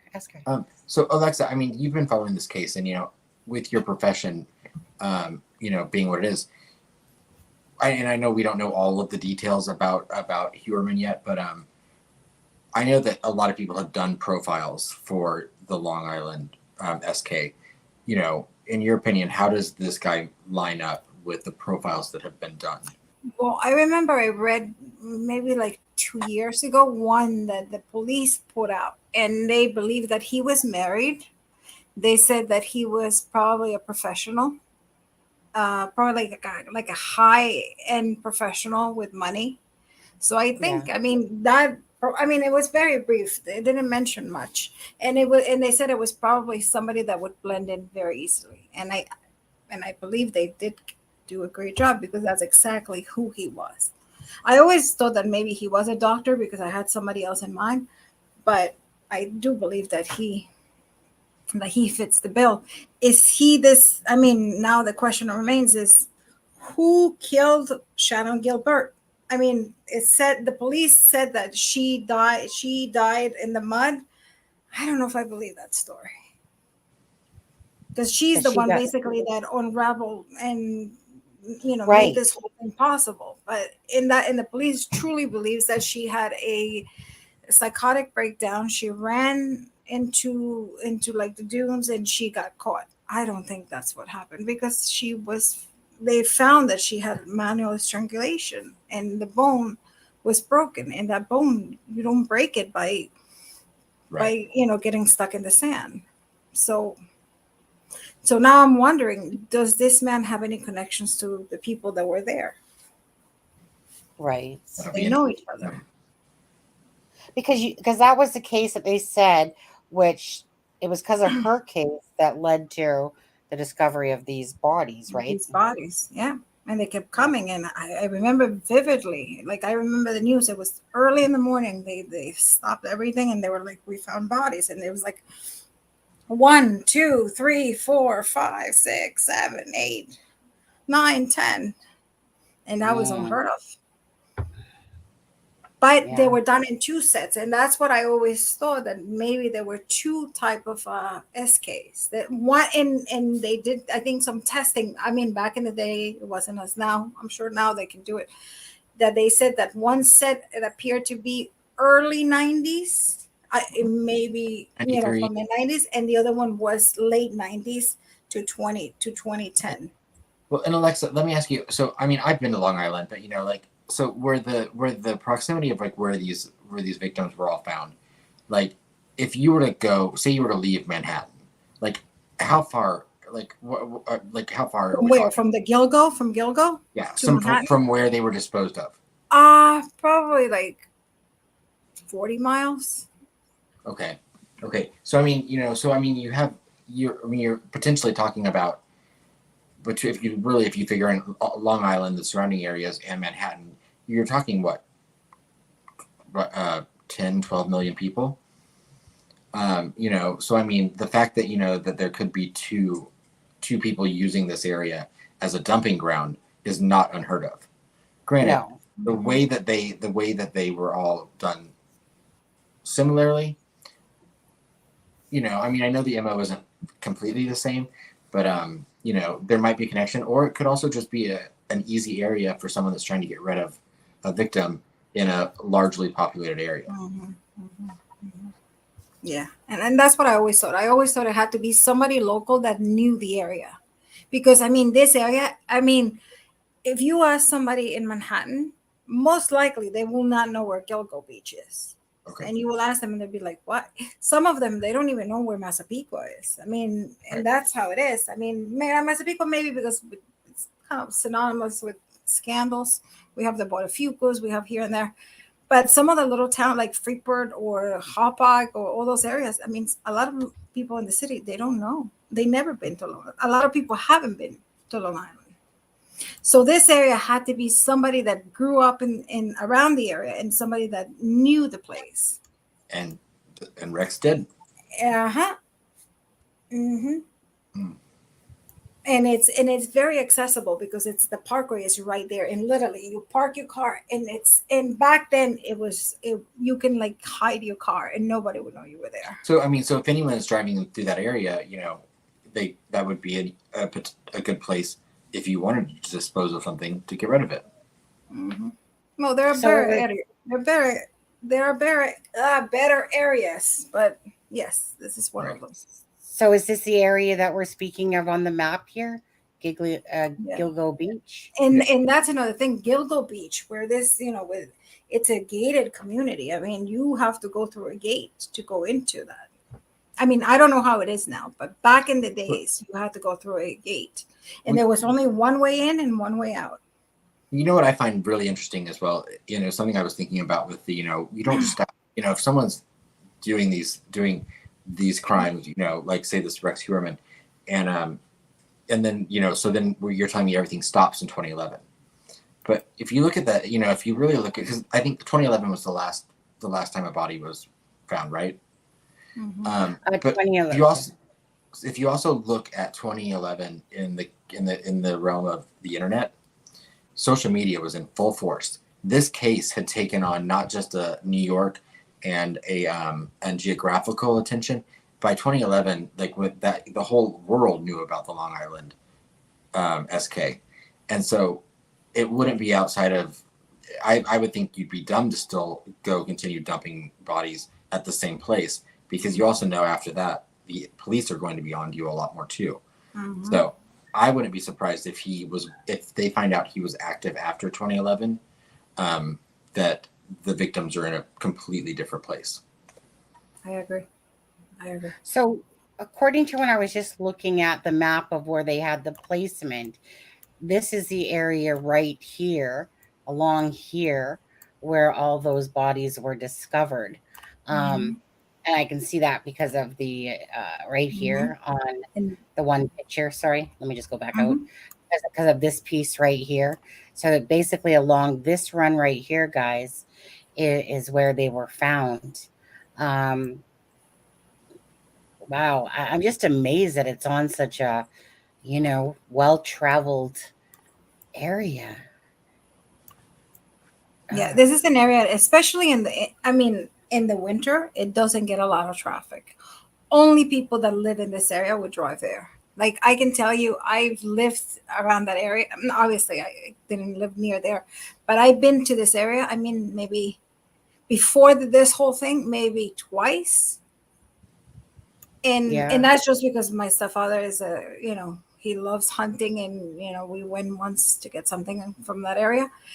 And that's one. And then the other one, I don't even remember why we drove. I think we got lost around that area.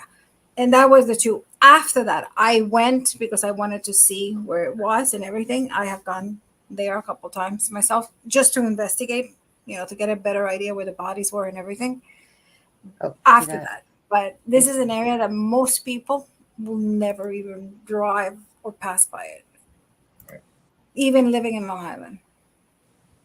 Well, I bet that they find information they don't even fully understand yet now on his devices, because I bet they're probably, I would speculate they might be finding links to other things that right now that are going to make this case much bigger than it even is now.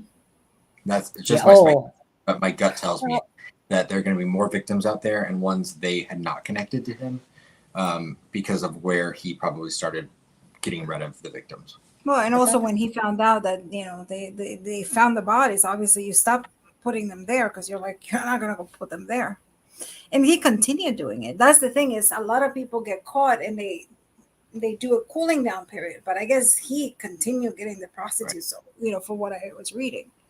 So I mean, we don't know the information, but it would be interesting to see if he had stopped or he continued. It's funny how the water line has changed a bit, when you look at Google. Yeah, big time. Yeah, but yet you can still see the little inlet. Yeah. And then you have Sandy that came through. Was that 2012? 2011. 2011. So I mean, yeah.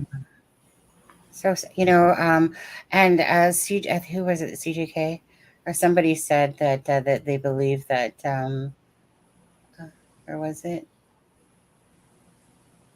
So what was her name? Sorry, my bad. What was the name of the victim? The first one, was it Shannon? Did you say Shannon Gilbert? Yeah. Shelley, they do have well, I don't know if they have the DP in New York anymore, but they said in this document that that it would be life in prison.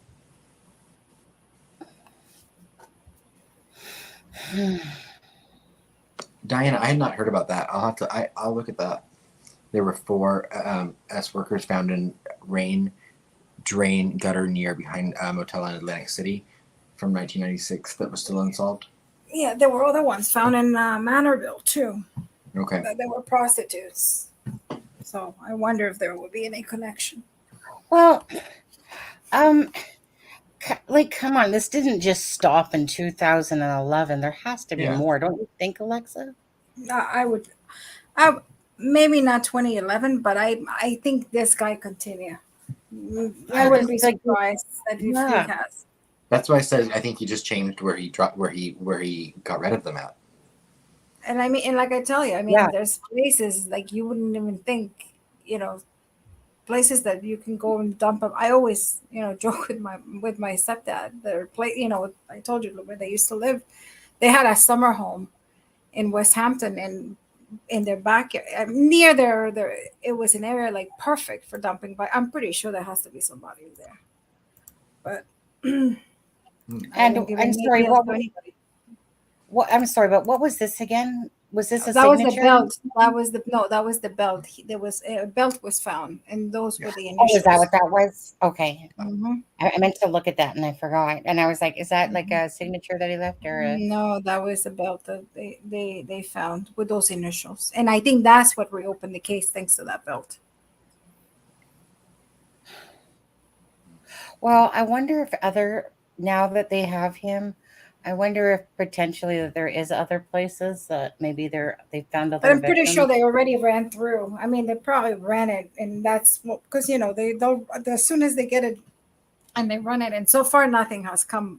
So we will wait and see. Right. Well, and like I said, and imagine like the other things they probably got off his Google. I mean, if he was like looking up this stuff, if there were other victims, he was probably Googling to see if anything had been found. Yeah, he was obsessed. I wonder if he was like on Reddit or something. I'm pretty sure people are gonna find something. I mean, even was it 2020? He was or 2022. He had accessed them again in November of 2022. He accessed the fake or the burner phone and the fake email address for 3 hours at one point. They said. So I think there'll be a lot more to come out from this case. Can you believe he was like a sadistic? Sadistic is the word. To sit there and call, is it the Costello's family, and literally say that, killed him. And the Bartholomew. I mean, he called him how many times? But if you remember, who else used to call? And this is the thing that I'm wondering if there is any connection, because who else got a call from? You remember Shannon's mom got a call too from Dr. Hackett, and the detective got a call, right? And got a call saying that she and when all this time that she was reported missing, Dr. Hackett said that that Shannon had been with him. And then obviously then he said that he never called him, but it was actually proven by his phone records that he did call Mary. And then he called her and taunted her how he unalived his daughter. So what are the chances that so many years later you find the same MO with two different people? Just because people are asking. Or is he inclined? Sorry. Right. Right. Has anyone been figured out, or has anything been figured out with the belt? Nobody knows if the initials are the H is the H and the M from his last name. So is his dad's name MH? No, it's his name. No, his name Heuermann. It's it's from his own last name. I heard somewhere that when they came, it was like two last names and it was combined into one, and that's why there's the H and the M.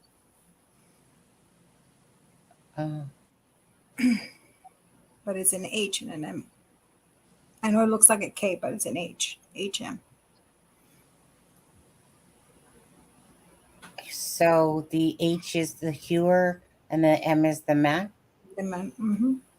And what about the WH? No, that's they didn't know which way it went. It's the same thing. So they were putting okay. I got this you. Is when they didn't know. This is back then. Or they didn't know which way it went. Oh, okay. Right, because it could have been that HM and it could have been I got Mm-hmm. WH. Mm-hmm. Gotcha. Yeah, I always thought it was a K. I was like, whoa. Oh, I see. I thought it was an H right away when I saw it. Yeah, no, I thought it was a K. I was like, That's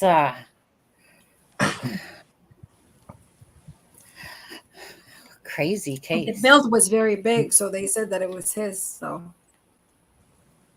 right. Before we go tonight, go ahead, Adam. Before we go tonight, I don't know if anyone else is watching the story about Carly Russell, but I put a video out on my channel earlier tonight about it. That case is a wild one, and it just happened yesterday. So, did it? Yeah. So for anyone that doesn't know, there's a missing woman in Alabama that went missing last night, and she's a 25-year-old Black female. And the weird thing that caught my attention about the case is she called 911 reporting that she saw a toddler walking along the road. and she called 911, reported it, and then called a family member to tell them the same thing. And as she was on the phone with a family member, she was heard asking the child if they were okay. They never heard the child respond, but then they heard Carlitha is her real name, Carly is her nickname, scream, and then the phone stayed on, but all you hear is the internet or the interstate. And the police got there, and there was no child, and she was gone. Huh. So it's a weird case.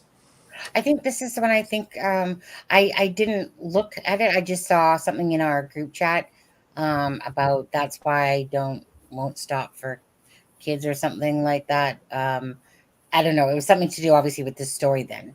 That I can't remember exactly the comment, but it was obviously related to that story that you're speaking about. So if anyone's interested, go watch that video on my channel after we finish tonight. Yeah.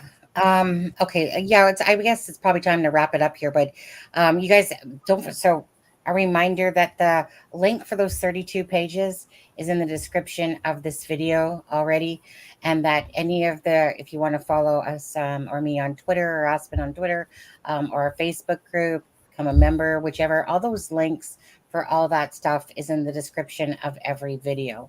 Okay, so you don't have to look too far. All you have to do is click on the description where it says see more description, and then all those links appear. Alexza, let us know tomorrow. Like you said, I will. I called my friend and I told her I would swing by her. I will meet her at the grandparents' house tomorrow. Because today when passed by it, I mean, police all over the place, and actually the road was closed. And like I told you, I didn't want to be one of those people and be like, show up at the grandparents' house. But tomorrow I'll do it. Boots on the ground there, Alexza. Boots on the ground. Yeah, I know there were media outside of that off the outside. Yes, there was a lot of media, and a lot of people. One person was out there for I think she was out there for 12 hours today, because I was she was on Twitter, and I'm like, you're still out there? Wow. Just waiting for something to happen, I guess.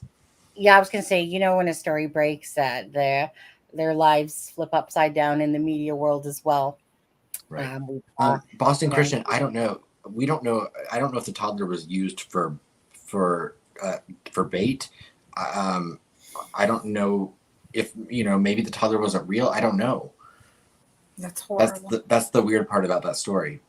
But so far there's no indication that she would have planned her own disappearance. And I mean, if someone saw a toddler walking along the side of the road, your natural reaction would be to pull over. At least it would be mine. Yeah. Well, and then to be ambushed, I don't know. Yeah. And does she have a toddler? Let's start with that. No, right? No. She just called 911 because she saw a child walking along the road, and she called 911 to report it. I haven't followed that case yet. Yeah, it happened at 9:30 last night. Okay. Let me see. It seems for me, I keep seeing I don't know what it just seems like. I don't know what it is lately, but it just seems like every time I turn around, there's another case, this case going on, this case going on, this another case, new case, this case, that case, that case. And I almost feel like my head's spinning going, which ones do we want to talk about here? Just so many, I've been following the Ronald Burgos or whatever his name is, the one where he he is convicted for taking the life. And I'm my bad. I can't think of the lady's name all of a sudden. And the child, but anyways, his mistress and child. What an arrogant SOB, dude. Perish in hell for all I care. Seriously. And so they're on the second phase of him now. And this is to do with the death penalty part of it. So he was found guilty of taking the life of the mistress and the child. This is the one where he's what was he, a border patrol? What an arrogant little effer. Seriously. Just absolutely arrogant full of himself. Dude, seriously, drop the soap many times over. I want you to pay. I cannot stand it when they're so arrogant and yet they're the ones that are behind bars. You know what? So it's kind of like, get over yourself. Kind of like that. What's that? What's that chick's name that was fighting with her attorney? Sweet, no, whatever her name was too. And it's just like grow the hell up. These people, they sit in court, and it's like, you guys are the ones behind bars. We're not. You guys are. Get off your little high rocker out there, because it blows me away. Knowing that these people are the ones that are sitting in prison, and because they took somebody's life, and yet they have the arrogance and bull crap to go behind them. But anyways, so like, reap what you sow on this as well. Oh, so other than that, I so thank you guys again for yesterday, for everyone that participated in Adam's birthday. Thank I you. want to say thank you guys very much for that. Want to say thank you to Miss Dog Lover and QWERTY. Was it QWERTY? Oh, no. What was I thinking, QWERTY? What was the other person's name? Incognito, unrecognized. Oh, Incognito Redacted. Okay. Redacted. Yeah. Thank you very much for the $2 and the $1 million. Thank you so much for just kidding, $50. Hi, Mark. Thank you very much. And other than that, Alexza, thank you for joining us tonight. And just so crazy how it hit home so close to you. And I know, like, I think Anna Lisette said something like it's amazing how a lot of people like kind of like, you know what I mean? It's like a case where a lot of people seem to know who these people are, in a sense, where it's like my friend's father went to school with him. You know how certain cases, and it's just like, yeah, that person went to this, and so I don't really know. Like I said, all I know is for us, when Alexza said this to me, for her, it's like, right, like when it just hit. Yeah, especially a case that you have that I have followed. I mean, never in a million years, that I have followed so closely. Yeah, Did I think, that I was gonna, not, I mean, like I said, my stepfather just knew him from school, but I mean, what are the chances that, and my friend. Did he say anything about his personality or his character? Like, no, the only thing I told you that he said is that back then, in the 80s, he said that he was very, very reserved, very quiet, and he didn't have a lot of friends. Okay. Like, I don't think he had any friends. So that's I'm sure we'll be hearing a lot more about this man. I'm pretty sure a lot of people are going to come out. So, yeah. So, yep. Yeah. Yeah. Thank you guys. Again, yeah. And, we'll see you again. Dutch. Oh, tell me. You need to tell me, Adam. When you have you had in a bag of Old Dutch yet? No. Okay, so you're gonna have to tell me right now. Actually, are you gonna open that up? Not right now. Shit. Okay, you gotta have to tell me which one you like better, Old Dutch or Ladies. I still have this bag. Yeah, so you're gonna have to tell me which one you like more. See, my mom bought Old Dutch all the time when we were kids because that was the brand. Whenever we go to the beach, my mom would have the bag of ketchup chips and blah blah blah, or the plain chips. But it was always Old Dutch, and then. I mean, Lay's didn't come out for years and years later. So then everything seems to be Lay's more so, and Old Dutch is more pushed off to the side, and Lay's is kind of taken over. But I'll be curious what you prefer better, the Lay's or the Old Dutch. So let us know when. Well, I like the Ruffles better than the Lay's. Okay, so you like the Ruffles better than the Lay's. Okay, so now in saying that, like I said, but the Lay's are they're all good. Yeah, I typically don't eat the Ruffles ketchup chips. I like the Lay's. I like no name ketchup chips because they just taste the same, to be honest with you. Like honestly, there's no difference. But like to me, there's no difference between say the No Name and the Lays really to me. But Old Dutch has kind of got a thing of its own as well, kind of like Ruffles, you know. But anyways, yeah. And anyways, thank you guys for joining us tonight. You guys have a great night, and we will see you perhaps Monday. Alrighty. Bye, everybody. Have a good night. Thank you for having me. Alexza, thank you so much. You're invaluable. Thank you. Yeah, thank you so much, Alexza. And here we go. This is Sunny Justice and Aspen Connor from It's a Crime and Shame, wishing you all a good night.